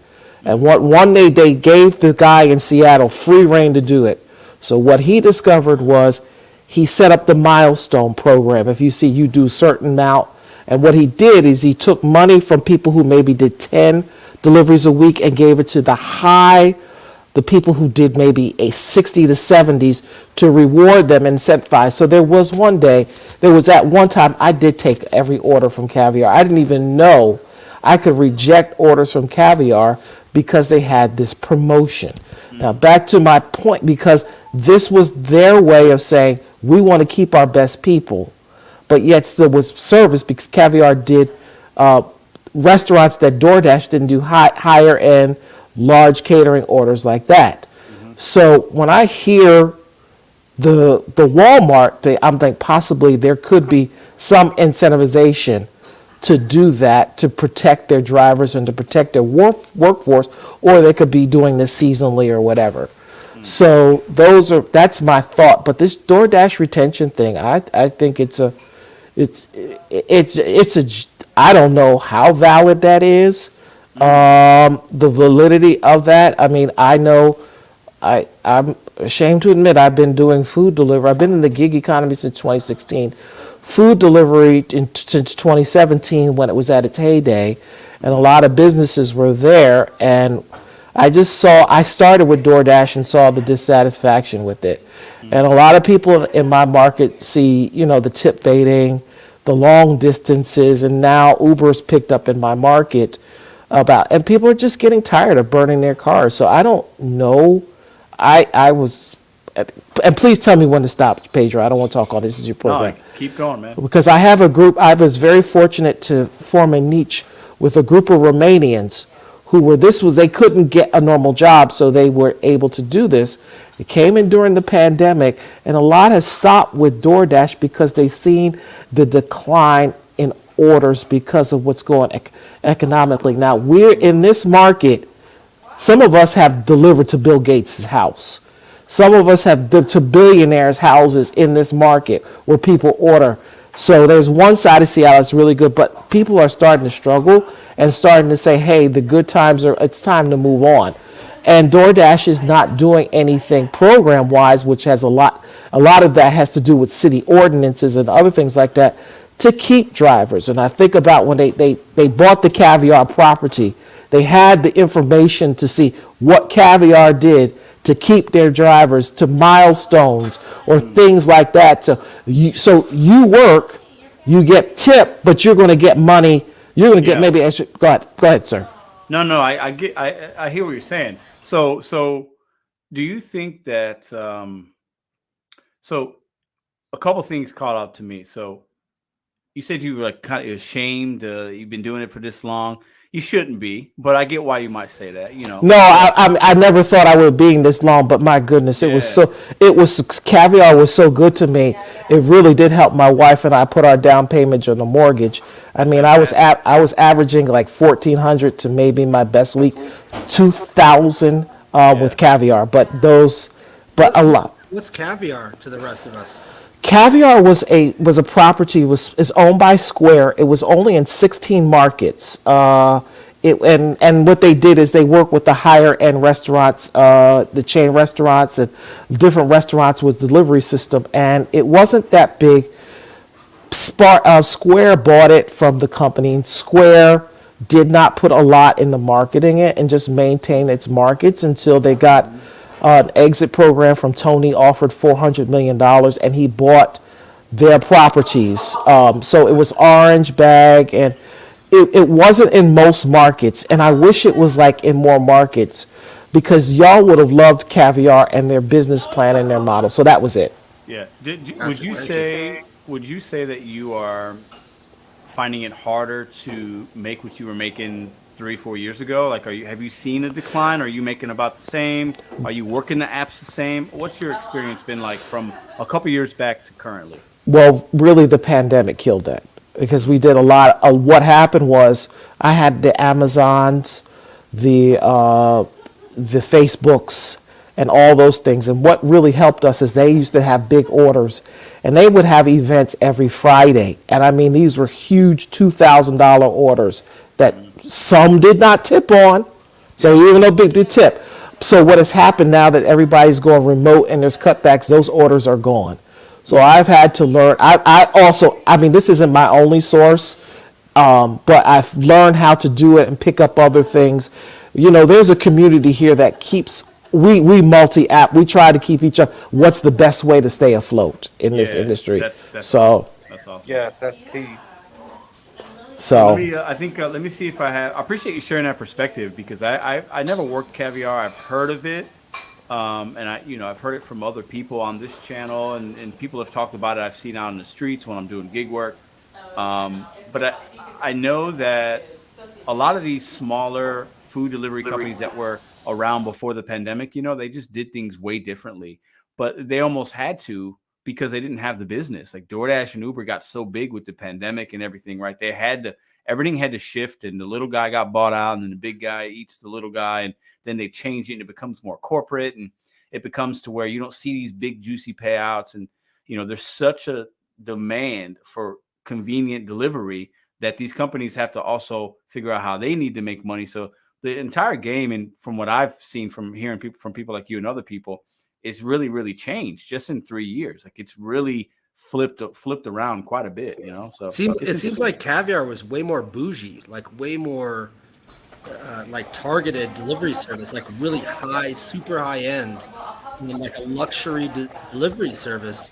Which, goddamn, I wish it was that way now. I wish there was like 50 bougie services that we could pick and choose. Now it's it's too convenient. Everybody can get it. So Matrix. So I could get a $3. I could do a $3 delivery. We love Caviar. I never turn down an order, tip or no tip, because I love the company. We could do a $3 order, and that could turn into a $15 tip. So that's an $18. Yeah, because what the system was is you get paid, you get tipped 2 hours later. And after they went through their tipping, after they decided to open up tipping, then that's made the difference with Caviar. So, yep. I appreciate the insight. Bud Soda, are you sleeping or are you with us? He looks comfy as hell. Is Bud Soda alive? I'm awake. Okay, I was going to ask next, are you alive? Are you okay? So let's bring it to Jesse Snack Ops. How you doing, brother? What do you think? It has been a long time. I haven't been on a show in a while. It's been a minute, man. How you been? I got out of Philly. Good. And I moved out to the country. I'm in rural Virginia now. Oh, Virginia. I was just in Virginia. Where at? I was in Newport News, outside of Norfolk. That's way far south, past is it? Yeah, past like Hampton and stuff. Yeah, past Hampton. Yeah. Mm-hmm. We enjoyed our time. We were there for Thanksgiving. So. Oh, that's cool. Yeah, I'm in Culpeper, so sort of between Richmond and Charlottesville. I feel like we passed that. We had to pass that to get to where we were going. Yeah. Right. I remember seeing some signs or whatever. So. Okay. Yeah, but so what do you think about the topics tonight, my friend? Well, I have never done a Walmart order. I've never received one. And that's probably largely because I'm on the bike most of the time. Mm-hmm. But my girlfriend and I will dash in her car sometimes. And we live right by a Walmart and we don't get those. I don't think Walmart is on DoorDash in this market. No, they're not on DoorDash nationwide at all. Yeah. Right. I saw that they were gone. They parted company. Uber took all of Walmart's orders. Yeah. Uber Eats does not exist here. Like they don't operate. Really? In Culpeper, no. It's such a small market. It is such a small market that Grubhub does not operate here. Uber Eats does not operate here. Like it's just not here.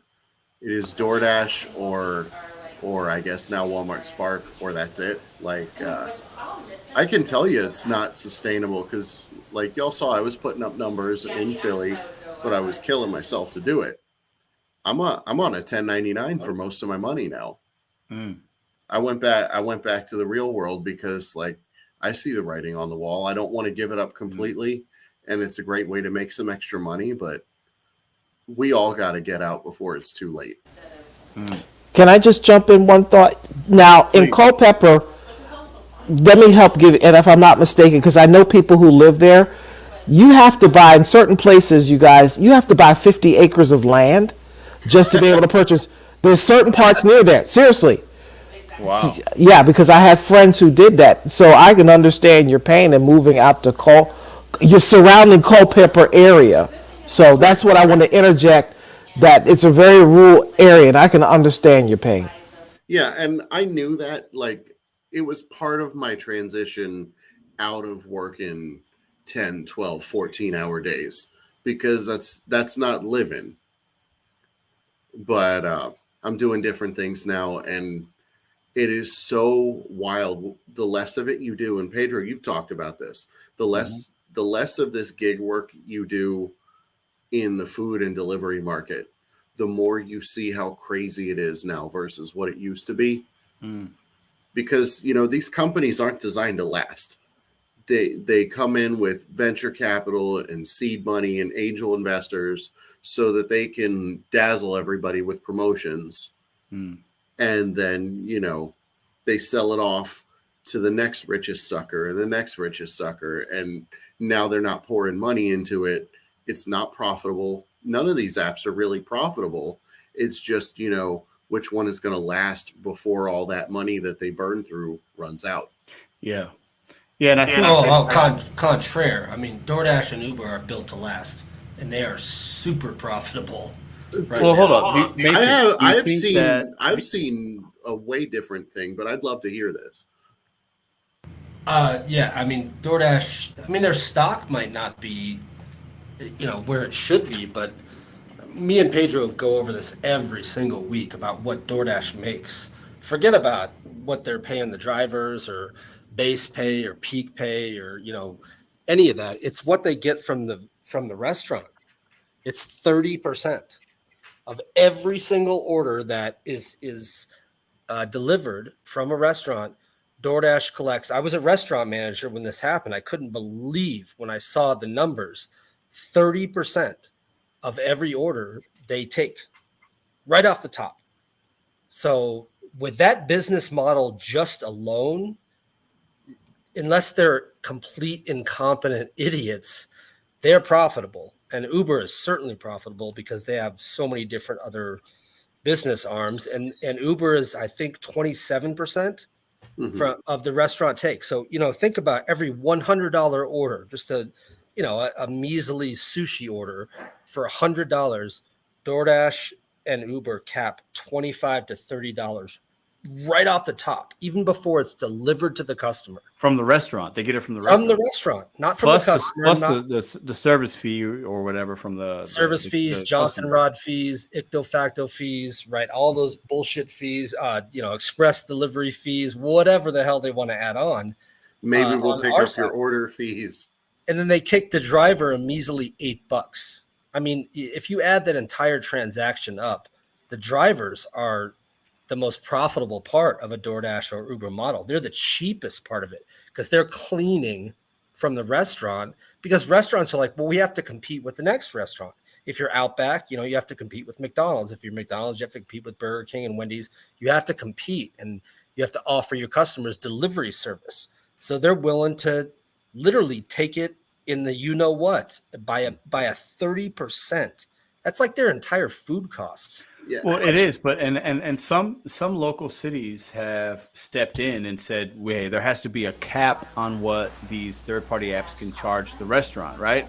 And I've seen it in St. Louis. So when I order as a consumer, what happens is, because there's something called a St. Louis regulatory fee, so it's an additional $1 for me because Uber can't get as much from the McDonald's as they did 2 years ago, right? So if they were getting 30% 2 years ago, now they can only charge 20. So the way they get that back is they just the additional cost goes to the They consumer. gouge that out of the customer. Yeah, but there's actually like laws put in place to where it stops the Uber and DoorDash from actually charging that much to the restaurant, but they still get they still get it back in a different way. It's kind of, and that was the only reason I thought, or I spoke back on that, is I don't think they're going away anytime soon, because they are making a tremendous amount of money. And like I said, just off the restaurant side alone, if you just want to look at that, that's a tremendous bottom line that they're making. And then all of their drivers are independent contractors. They're not even employees. They don't have to pay us any kind of, insurance or anything. They just dish all these orders out to all of us, independent contractors. They don't have to pay us shit except a $2 base pay. Oh yeah. So I think they're banking. So you can look at this part as a positive and negative. Triple stacks are becoming more and more common. It's not just certain restaurants like Panera. I am now seeing them from different merchants. McDonald's does stacks now. Yeah, McDonald's, like Chick-fil-A, Grubhub and Uber got them to do that, actually. Yeah. So like, it's a huge deal changer, and honestly, it's actually better for us drivers, even though it saves the company money to take stacks, because if we could deliver 2-3 orders in one shot instead of just one, we're being more profitable, even if they're taking away that 25, 50, 75 cents, whatever. You know, it's saving the company millions, but at the same time, it's making us more overall. So it's kind of a win-win there. Yeah. I actually want to see more of it. I'm Mr. Stack and Route over here. I'll take, Listen, hold on. I gotta pause. Hold on. I gotta pause this live stream right now. Hold on. There's 300 people watching. Listen, Bud Soda, I need you to text me right now your address. I'm gonna make you a shirt, and it's just gonna say #stack, and I want you to wear it. Okay. Nice. Now, always be stacking. We need to change the name to Stack City. The original Matrix. This man, Bud Soda, always be stacking. He can't go one sentence without saying the word stack. I've never seen anything like this in the history of verbiage and linguistics. He can't go one sentence without saying stack. Okay. So now there's three biggest factors: is the ability. Can I just finish real quick? Yeah, go ahead. That multi-app. And the ability to stack orders. There you go. See, he cannot. He literally, his brain functions will not allow him to say a sentence without. He is right. I mean, he is right. I stacked a Spark today on top of an Uber, on top of a DoorDash. I took a 3 order haul, like right to the same neighborhood, because it's always about stacking. He's not wrong. Oh, he's not wrong. It's just funny. Dude, Spark's the best app to do it with because they're longer distance orders, and it's so easy to find a food order paying $1 per mile, and that's pure profit. Then if the Walmart Spark pulls a tip, you're still profitable. But Bud Soto, there's a KFC right inside my Walmart. So when I'm waiting for my Spark order, I get KFC orders on DoorDash. And I double and triple those off all the time. It's perfect. Nice. But like, there's a thing here though. What other industry pays you less the longer you work? And we really got to be talking about that. No other industry pays you less the longer you work. Well, who's doing that? I'm not taking that. Overall, think about it. Like with the base pay, we're talking with base pay. Oh, base pay. My base pay is $250. Imagine telling an electrician you're going to drop their pay. Imagine telling a police officer you're going to drop their pay, and wanting people to stay and do a job. A job is a job, and you should make the same or more the longer you work, not less. But hang on, we're independent contractors. That is not an excuse to abuse us, and I'm tired of that as the crutch for that argument. But we got to pick and choose. You have to make the best decision for yourself, man. If you don't want to have the crap base pay they put on stacks, then you don't take a stack from any app because all of these apps. DoorDash never sends me an order that I have to take because I'm true. I pick and choose. If it's trash, I'm not taking it. Right, but it's still, like if that's all we do and we don't talk about it. Like we're here to talk about it. Yeah. But ascend to better orders when DoorDash keeps doing that. My percentage on DoorDash, my acceptance rate got to 1% yesterday. I've been to 0%. Most of us have. Yeah. But like 3-4 years ago, you never in a million years would have seen a 275 order at all. Much less one going 12, 13, 20 miles. That's a good point. Yeah, that's true. But the reason for that, you don't have to take it. You're not the reason. Right. We don't have to take it, right? But it goes to the DoorDash retention and what they share with us, and it's costing them 9% less. To keep drivers and retain them is the OGs like a Jesse or a Pedro or somebody else that's doing this will stop doing it, and the new people won't know any different. And DoorDash knows that, so they're using that to their advantage, and that's fine. It is what it is, but they know that somebody like my girlfriend will turn the app on and just kind of take whatever because she's new. She'll do it short term. And the life expectancy of a dasher is very short, and the OGs are kind of getting funneled out because. Pedro, do we have numbers on the average length of time a person dashes? Do we have numbers on that? I'm sure it's out there. I haven't seen it. Pedro. Yeah. When I started, the only person that was a gig tuber was Harry with Rideshare Driver. Nowadays, there were no gig tubers when I started. I I found out he was the only one, but now the advent of all the gig tubers, you and all the leaders that I've called who have staying, that have influence, have really helped to change the mindset of drivers, because you'll look, if you're not careful and you look at it, you will think your acceptance rate matters. All these other things matter if you don't have somebody. I had to have one of the big things I had to have another driver break down certain things to me to become profitable. And people don't understand that. That's why if people get there and you have gig tubers, you have Reddit, you have communities now where stuff that this goes on did not go on back when it was food that in the, say 5-6 years ago. So that's what other drivers have now. I know drivers who will take that 20-mile order because they don't know any better. And we have communities and people's educating them. So that's all. So Adam, Good that, point. that is the biggest part, is you have to be able to adapt. You have to know how to remain profitable. Right. And in my market in particular, the high pay order program does matter, because when my acceptance rate fell below the 50%, I wasn't getting those $10 stacks in the afternoon. I was sitting there for almost 2 hours with no orders.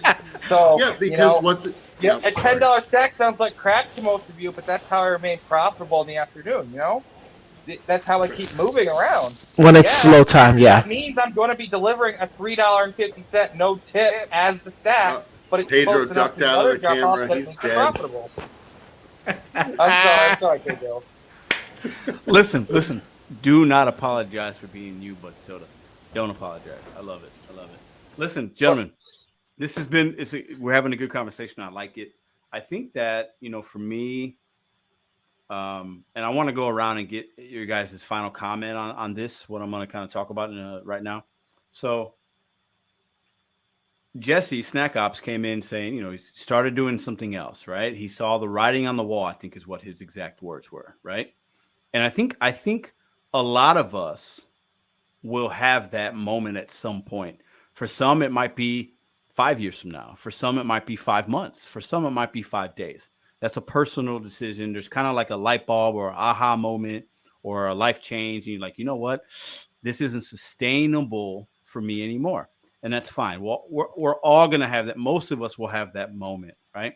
And the 1%ers that can do this forever, that's 1%, guys. It's very hard to stay in this particular gig the way that it is, because it's shifting, in my opinion, whether it's the pay or what they expect, or making acceptance rate a thing in some markets and making you feel like you need to do this and do that. And right. So before, we used to be able to work 1 or 2 apps. Now, some drivers got 6, 7, 8 apps on their phone. You didn't need to do that 4 or 5 years ago, right? Adam's talking, so you didn't need to do that, Adam, right? Because you had Caviar, you had this, you made your money, you made your 1,400, you made your $2,000, right? So this is my final question to you guys, right? We're talking about, will DoorDash last, right? When I started this live, Miguel said DoorDash is done in 6 months. This is my question to y'all. I'll start with Matrix and we'll go to Yoast, Bud Soda, Adam, and then Snack Ops. Can I ask a question before we all go around? Go ahead. What are we defining as like done? Are you meaning like different than what we recognize, or just completely shut down and gone? For me, I want you guys to think about it like these apps will be here for a very long time. I'm talking about, are we as drivers going to be able to work them in the same current fashion with the same type of flexibility, freedom, similar pay model, things like that, right?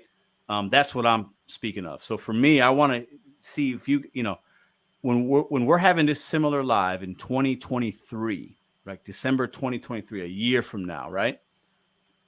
I'll start with Matrix. Do you think there will be significant changes to how we work the apps? I don't think so. I think the bigs will survive.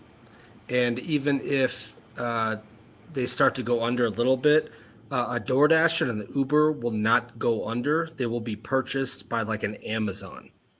There'll be somebody that'll see, the customer base. If you've got millions and tens and maybe hundreds of millions of a customer base, nobody's going to let you go under like an Amazon, an Apple, any of these companies. I mean, Amazon bought Whole Foods.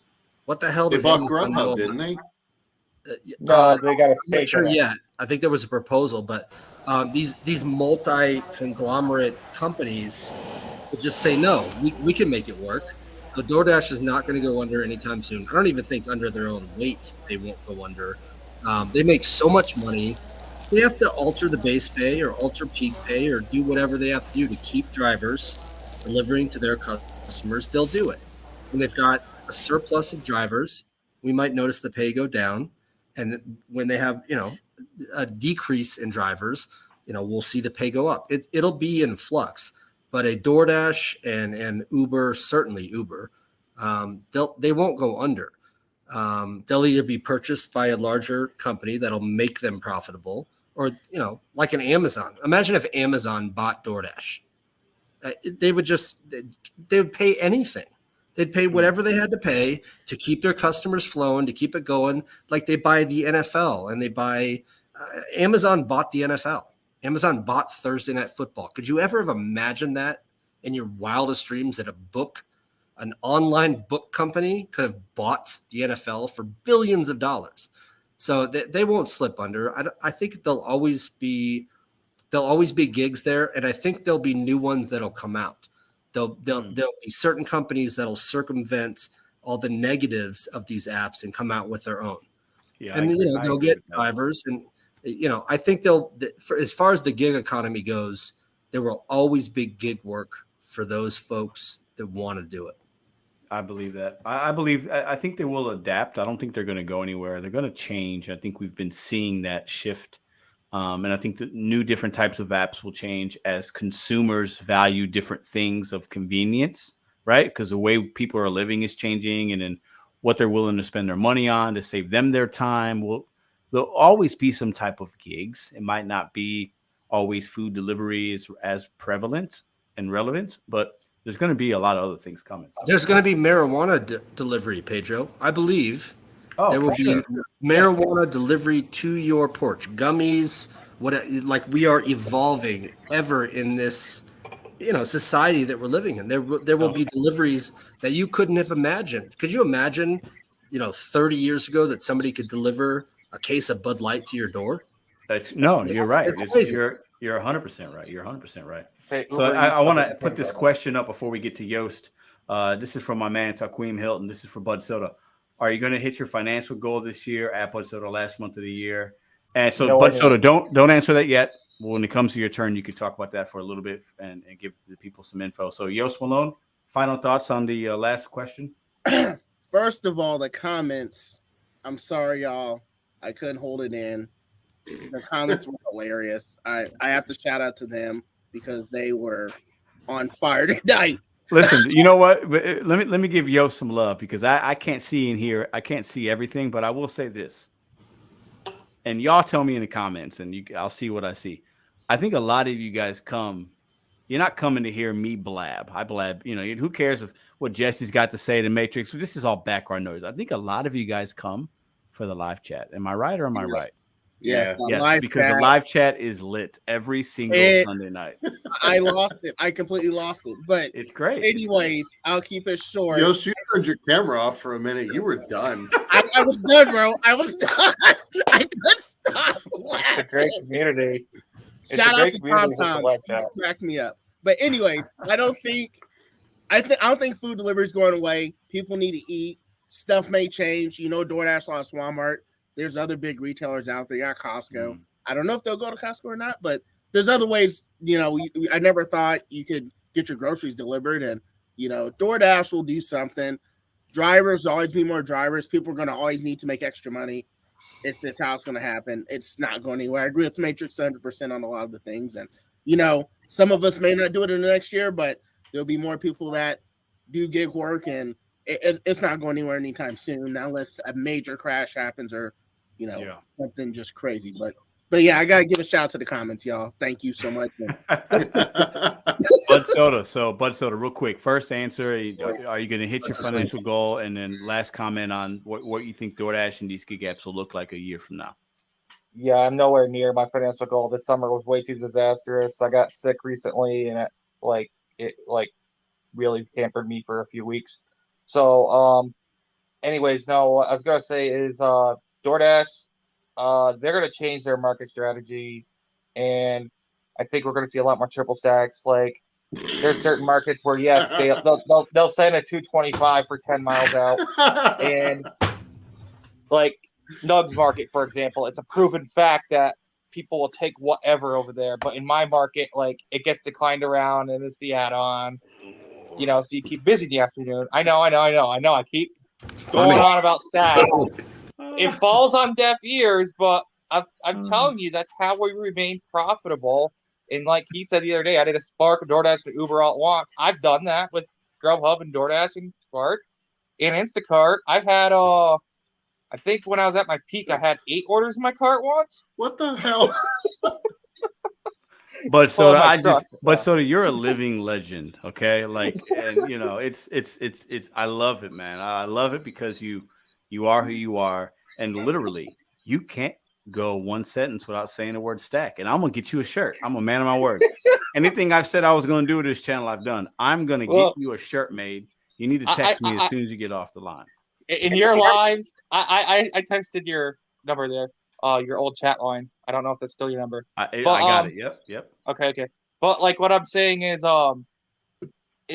that there's a lot of people in this community that use stack in their names now. I noticed that I've been around. That's funny. It's good.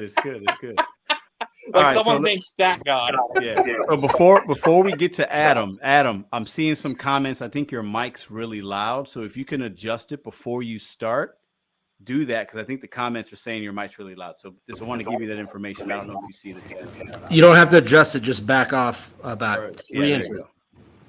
Just move back. Go ahead. Give it a go. Ooh, hold on. Okay, go ahead. Say something. Test, is that better? I think that's good. That's fine for me. Sorry. My wife was my wife was in the house. It's her queendom, so I need to acquiesce and try to 3 inches back, Adam. 3 inches. Okay, Oh, thank that's you. way better. That's good. Okay, Yeah, right thank there. you. Right I probably should use my that's microphone. yeah. No, that sounds good. That's good. Okay, yeah, I did see the comments, but I didn't know why. Where do I see the gig industry? Well, Yeah.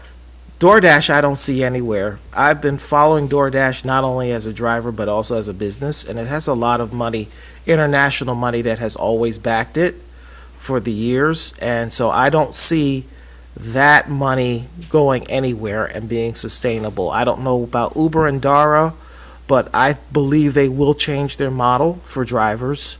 They seem to be adaptable, but then they'll realize, hey, they need people to deliver their service, and they may branch out, might give us some other things. But I think it'll be different. But I think the companies are sustainable, even though they're losing it because of who's backing them. And they've never been really profitable per se. But those are my thoughts. At 2 years, will we be driving? I don't know. I do it. It's fun. I do it because of family reasons and things like that. And it really has helped. And so we'll see. Now, I will say something the Matrix said. Now, years ago, Amazon did try food delivery. It was a disaster. They got out of it super quick. The app was terrible. I didn't know that. I hadn't heard Yes. that before. Yes, they were in it from 2017 because I did it. I did everything in 2018. The app was really bad, the logistics. So I don't know if they will get into it. They might find, being a billionaires club is different. So I don't know if they would venture back into that, but I don't know if a bigger company would do that. I think they would probably look for more sources of investors to keep their mission afloat. So those are my hopefully, and I do apologize if I was allowed to. Folks. Adam, you're good. You're good, man. I know this was your first time on. I really, really appreciate you coming on. You're dropping some really good information, and I appreciate you being a part of the show, man. Very much so. Yeah, definitely come back, man. Well, Yeah, thank come you. back. Yes, definitely. Well, Mike, now I can say my 17,000 deliveries plus finally pay it off. Listen, 17,000 is a big number, and I think that's Amazon be did applauded, man. Thank you. Nice job, Adam. It's Thank good to you. have you here. Amazon did try to start their own delivery. Yes. Try to start from the ground up. I'm just Yes. saying they could purchase a multi-million-dollar customer base that was already intact, and they just have to change the technology. I think that'll happen. Okay, that's different then. Amazon's still launching their own from the ground up, but I think if you just buy an existing thing that's successful, I think we'll see that in the future. That like Amazon, Apple, they'll buy up these food delivery. Now, the only concern I have about that is that will they allow these companies to operate the business, maintain their business, or will they integrate other things that could hurt the model and integrate it into an Amazon property? That's the only concern I had. We don't know. Well, That's the thing that's what I was looking at Caviar, and the Caviar that thing is dead, and they just take it up and spit it out, and do what they want to do, or do they maintain what keeps it profitable, or do something that they feel? So that's that's all. But thank you, Matrix, for clearing that up. Yeah, we'll see you next week, Adam. Come back, man. You were great. For sure, for sure. Snack Ops, Jesse Unit, what do you got to say about next year? What do you think it'll look like? And will you be doing it at all next year also? Oh yeah, I'm not going anywhere. I'm not ducking out. I'm just restructuring. I do a podcast now. I do other things. But where I see is New York took a big step when they passed the proposed minimum wage for the gig app food delivery drivers. Yeah. They took a big step, and I think what we're going to see is two different ways of handling it, probably as soon as next year. I think that there is going to be a huge regression, if you will, back to local shop drivers, but using the gig apps to handle the logistics. Because you can do that with all the big three now, Grubhub, DoorDash, and Uber Eats. You can have your in-house drivers dispatched by the customers coming in on the big apps. I think we're going to see a lot of that. And I think that in the states that enact these minimum wage laws, it's almost going to be unrecognizable and more like a W-2 kind of job because they're going to be so heavily regulated. I don't think it's going to be recognizable in 2 or 3 years. Now that, like I said, states in like New York and stuff, stepping up, getting rights for the drivers, it's going to shake up the game. Snack, can I just jump in? I'm in a market where they did pass a law that I am waiting to see that happen in Seattle. Has it taken effect, or was it just I think it has taken effect. I think the mayor signed it into law. And my only concern about these companies, I was talking to a buddy of mine, is I have made a lot of money on these companies violating the law. So DoorDash violated something that the city pronounced. And I am of the mindset, and I call him my mentor friend, who's got this thing down to science. I actually think, and hopefully I'm wrong, that these companies, they would do better maintaining their current model and paying the fines than actually acquiescing with local governments. That's just a thought. There are a lot of big businesses that bank on that it's cheaper to just pay when you get caught and keep skirting them. So you're going to definitely see that in certain areas, but you're definitely going to have places. I think you're going to see in California, it's not going to work. In New York, it's not going to work. And it'll be balanced out by where it's not as heavily enforced. I think that they'll do bits of both. The reason why these apps are a thing and are so successful in the first place is called permissionless innovation. Uber and Lyft were the pioneers of it. They just did it anyway, despite what the government said. Because it's easier to ask for forgiveness than permission. Absolutely. And even if they got shut down, they just wait a few years and screw it. Just donating to open up a new app with a new name and wait for them to catch up. Uber can operate. You're cool. Well, I want to say this. I appreciate you guys' insights on this. Really good conversation. Thank each and every one of you. I also want to remind, I think we give these companies a lot of crap and they deserve it, right? But we also have to realize that when companies are willing to do something and ask for forgiveness later, sometimes there's positives. It gives us opportunities. right? Oh yeah, You have we've risk all takers we've out all there made willing, our money. willing to start a business and do this and think bold and think big and think about what Uber did in San Francisco years ago. And it got rid of the taxi companies, right? But like they afforded a lot of other people different ways to make money on their own time in a very awesome way. So it's like this gift and a curse, this gig apps. You know what I mean? Like I talk crap about them. We say the bad stuff, but I think we got to also remember there's a lot of positives about it. And I've been, my story and what I've done in the last 2 years has been mostly very, very, very positive with these companies, right? And I'm appreciative of that, but I'm also aware that I can't allow them to like manipulate and take too much of my time. And the writing's on the wall. You have to be forward thinking. You have to think about, okay, next year, what could it be? So that if it is like that, I'm a little better prepared to handle it. And I'm not like surprised by it. You know what I mean? So just something to think about. Hey, Pedro, one more caveat I didn't add before. I think the United States is entering into a little bit of a recession. I think all of 2023 might be just not like a 2008 recession, but we are entering into a recession. That is The last 2 quarters, or the GDP is recession. Yeah, it is going to happen. I trade the stock market and I look at all of these bond yields and all this bullshit all day long. We are going to enter a little bit of a recession into 2023. So I'm not sure if that's going to, if consumers are maybe going to pull back and not want to spend as much as they have. So just something to keep on every, delivery person's mind. Consumers may want to, not spend as much as they have before. There's going to be less orders and more people fighting to get on these apps for side money. Yeah, so just keep it in mind. It's this is just my opinion. We can play this back in a year and we can all laugh. Absolutely. Oh yeah. But yeah.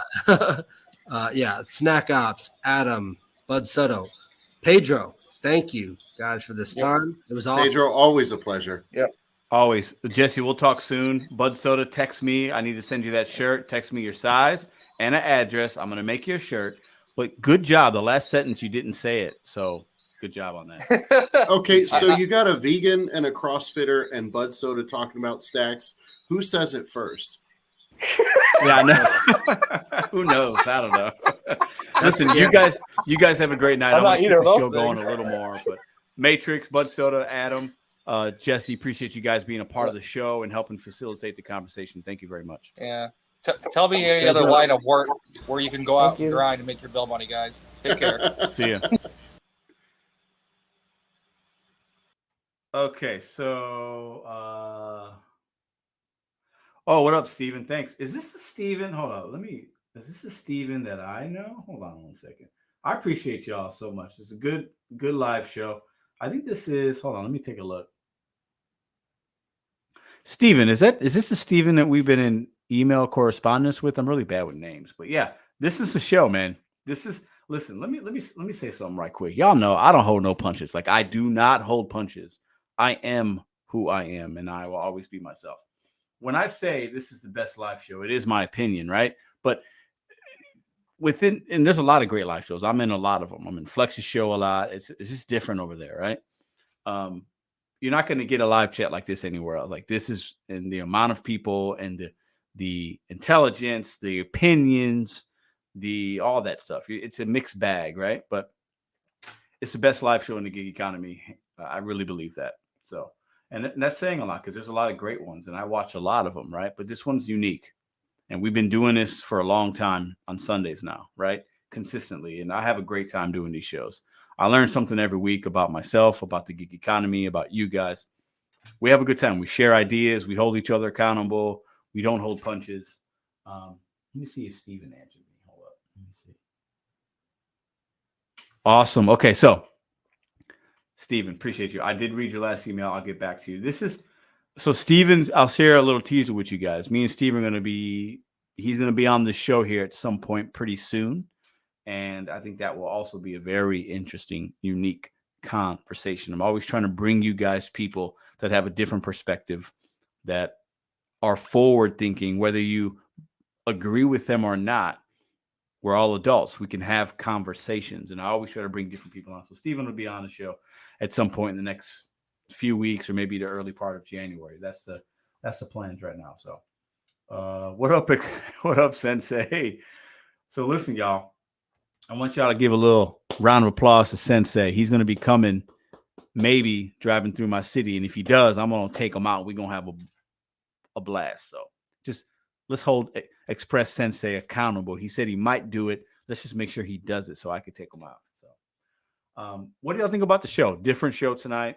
Obviously a little bit different but the same. You know, we talk about tips on this channel. Listen, I know I talk about it so much and some people get so butthurt about it, but I do that for a reason, because most of what we make, guys, most of your income is coming from tips.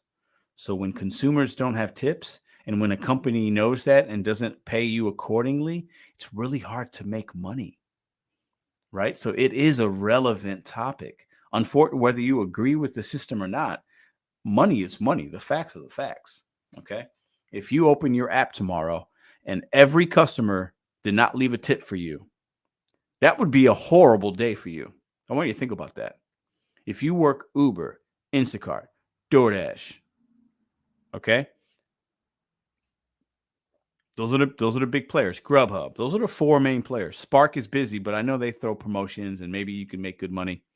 But even still, if consumers decided I'm not tipping any of these delivery drivers anymore, they're spoiled, you'd have a rough day. I bet if you usually make 200, you'd make 185 or maybe 120. You would take a significant cut in pay. So tips are extremely important in the line of work we do. Now, we have to get good service. We have to, and that's not a hard thing to do, right? But if it went away, you'd be hurting tomorrow. All right, let's see. Thumbs up. Yeah, hit the thumbs up for y'all. Listen, good conversation tonight, guys. Now, I don't know. Another part of why you guys come is you guys like the live food deliveries. I don't know if I'm going to do one because, I went to the grocery store this morning. I got all that awesome food I said I made, right? So I don't think I'm going to do a live delivery unless you guys really talk me into it. There's really no need because I have plenty of good things to eat, nutritious things to eat upstairs. So let's see. Oh, shout out to Welty in the chat. So what up, Glenn? I see you, Glenn. How you doing, sir? Let me read this comment because I've talked about Glenn a couple times this week in my videos. Glenn was on a live show last week. He's got an art show. Hey, Pedro, I'm all ready for the big show tomorrow, so wish me luck. Excuse me. Thanks for all the love and support, BetonYou. So for those of you that weren't here last week, Glenn Shipley was on. He's been talking on this show for the last year plus about what BetonYou meant to him.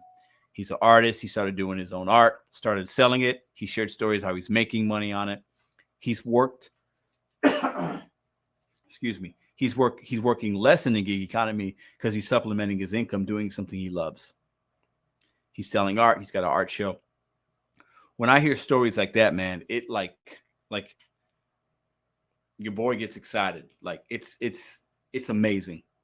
I love the gig apps. They're a great thing. But when you can make money, and this is the motto of the week, when you can make money doing other things that are sustainable and scalable for yourself, and then you also maybe love it, game changer in your life. 99% of you guys will not be able to do food delivery long term. That is a fact. 99%. Okay. Let's see here. What up, Ricky? What up, Twin? What up, Joe Who? I see you guys. Tommy, what's up, man? Hakeem the Dreamer. Jody, always good to see you. Always. Dash and Trader still in the house. A couple shout outs to some channels. Check out Dash and Trader. He's going to be so let me also share something with y'all that I'm really proud of, that I'm a little scared, but I'm a risk taker. I go out and I will always not be afraid to fail. In 2023, I'm going to be teaming up with some other content creators. Dashing Trader is one of them. Thank you, Express. Dashing Trader is one of them. I did a little bit of a sponsorship logo deal with Southern Gig. Lou and Mary from the Long Island Dash Experience will be we'll be partnering together, making content together. Nova Dasher, many of you guys know him. We're going to be working on some things. I'm building out and scaling kind of this BetonYou brand, BetonYou Crew, okay? And I'll be talking with other people and see what we can do together, because YouTube has been amazing to me. We make money on YouTube. I'm very humbled and honored that you guys watch, right? But this is just the beginning of other things I have going on, and I want to bring in other content creators that I enjoy for various reasons, that are modeling the BetonYou kind of mantra, and they're living it, and they're showing that in their videos, or they're talking about it on live streams.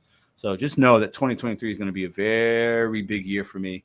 I'm going to be trying some different things out, doing things I don't see other people doing, and trying to bring into the fold and make other people money, if that makes sense, right? Like I want other people to make money making content and having their opinions and voices and sharing their perspectives, right? And that's going to be a big thing for me in 2023. So just know that that's coming, okay? Know that we've done a lot on this channel, but I haven't done anything yet. The stuff that you guys will see in the future will be way more significant than what we've already done, which has been very awesome. So, okay, so let's see. Tips are a part when selecting my orders. I know how well I will serve the customer to keep the tip includes my delivery. Facts. I believe that, because I know what Express Sensei does is he does a lot of work where they can take the tip back. But if you give good service, I believe most people are actually really good people, and they shouldn't do that. You know what I'm saying? Nova, we still in here? Listen, bro, what the happened in that game today? You need to come. Nova, make sure you're there tomorrow night at the Pedro and Hannibal podcast, because I got some words for the Redskins and Giants fans. Okay, for you and Hannibal, I got something for both of y'all tomorrow. So just make sure you're there. If y'all don't know what I'm talking about, we got a podcast, Pedro and Hannibal podcast. It's a complete different YouTube channel. We talk about hip hop, we talk about sports, we talk about fatherhood, manhood, relationships, topics. It's completely different than what we do here. And we have a fantastic time. It's a good group of people that watch that podcast or listen to it. It's every Monday and every Wednesday, 10 p.m. Eastern, 9 Central, every Monday, every Wednesday. We have varying things that we do. We break down all kinds of stuff. We have a good time over there. So come check us out. All right, let's see the comments here.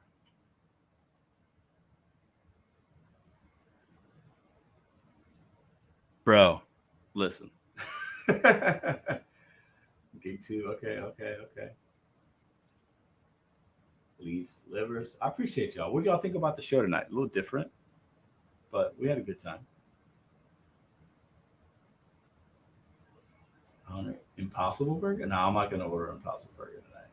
Pedro, do you ever collab with Gig, Econ Don, or UDM anymore? No, Edward, I haven't. Not with Gig, Econ Don. He's not really doing content anymore. But UDM and I actually spoke this week. I won't share what that conversation was about, but if you go to UDM's if you go to his page and check out the last, he did a video. It's like 2 minutes. Go watch that video, and that'll tell you a lot. But we had a really good conversation. Me and him will be in the works of doing something together in 2023. And he's also going to be working with other people. So I'm really looking forward to that. So I hope that answered your question.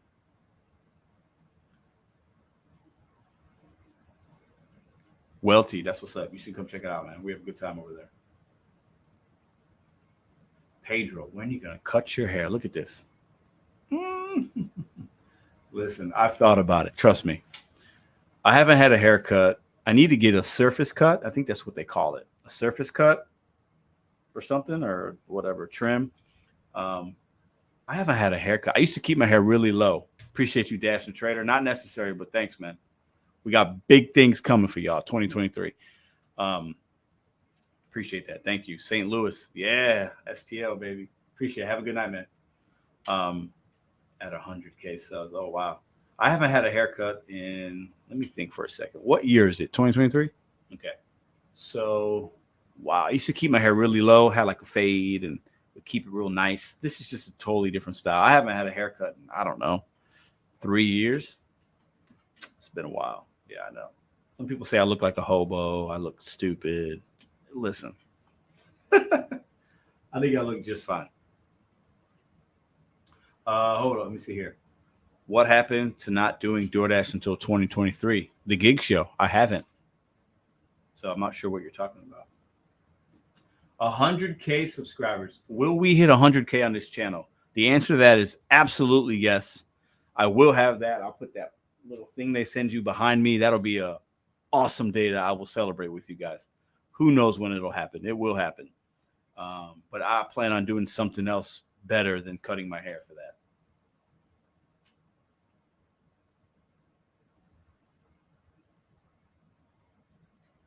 Yeah, Random Ryan, you're right. We need more sports betting videos with, especially, yeah, that's pretty good. I like that. I know what you're talking about. Don't cut it. Mine used to be long. Yeah. Good night, Joe. Appreciate you. How are orders as you get closer to Christmas? You know what? That's a great question, Leo. I haven't worked Christmas Eve or Christmas Day, but I believe that it depends on the app you work, number one. But you will see an increase. The customers that tip and that are generous will tip a little bit more sometimes, right? The ones that don't. A lot of markets are definitely oversaturated right now, but you're going to see a lot of opportunities. So take advantage of the opportunities because they're going to be there in the next couple of weeks. I can say that. I'm a Bears fan, bro. Today was rough. I hate Aaron Rodgers. Listen, I cannot stand Aaron Rodgers, and we should have won today. I'll talk about that tomorrow night. That's not for this channel. But for those of you that don't know, Aaron Rodgers is a quarterback for the Packers, and I think he is extremely overrated. I can't stand him. I don't like him personally. Yeah. Come to Pedro and Hannibal podcast for the raw stuff about Aaron Rodgers tomorrow if you want to hear more about that. Listen, I think we're at the 2-hour mark. I think this is a good show. Appreciate everybody for sticking around. Please consider subscribing. If you haven't yet, if you're watching on the replay, we go live every Sunday, 9 Central, 10 Eastern. We have topics. StreamYard's open. Tonight was fun. It was a good show. Hit the thumbs up on the way out. Tomorrow, I will be working a full day of work. I didn't work really last Monday at all. I didn't work a lot this week with the gig app, so I did work a little bit. I think we made like $600, something like that. But this coming up week, it's going to be a money week for me. I'm going to grind. I'm going to work a little bit more than normal. We're going to be taking a week off in the second week of January, going on a cruise. So I'm going to stack my cash a little bit so I got a little spending money for that cruise because you still got to tip the people there. You got to buy this. You got to buy, you pay for it, but it's not all the places you can actually eat for free. So we got to bring a little bit of paper. I got my passport ready for that. This will be my first cruise that I'll go on. I've been to other places, but never been on a cruise. So really looking forward to that. They got a roller coaster on this damn thing. It's going to be crazy. So anyways, videos coming out this week. Content for you guys every single day. Videos drop at 8:30 Central, 9:30 Eastern. I'll see you guys on the next one. The only thing I ask is if you're home or you're getting home, when you get home, or if you are home, somebody that you love in your life, give them a hug. A hug could change somebody's day. Y'all have a good night.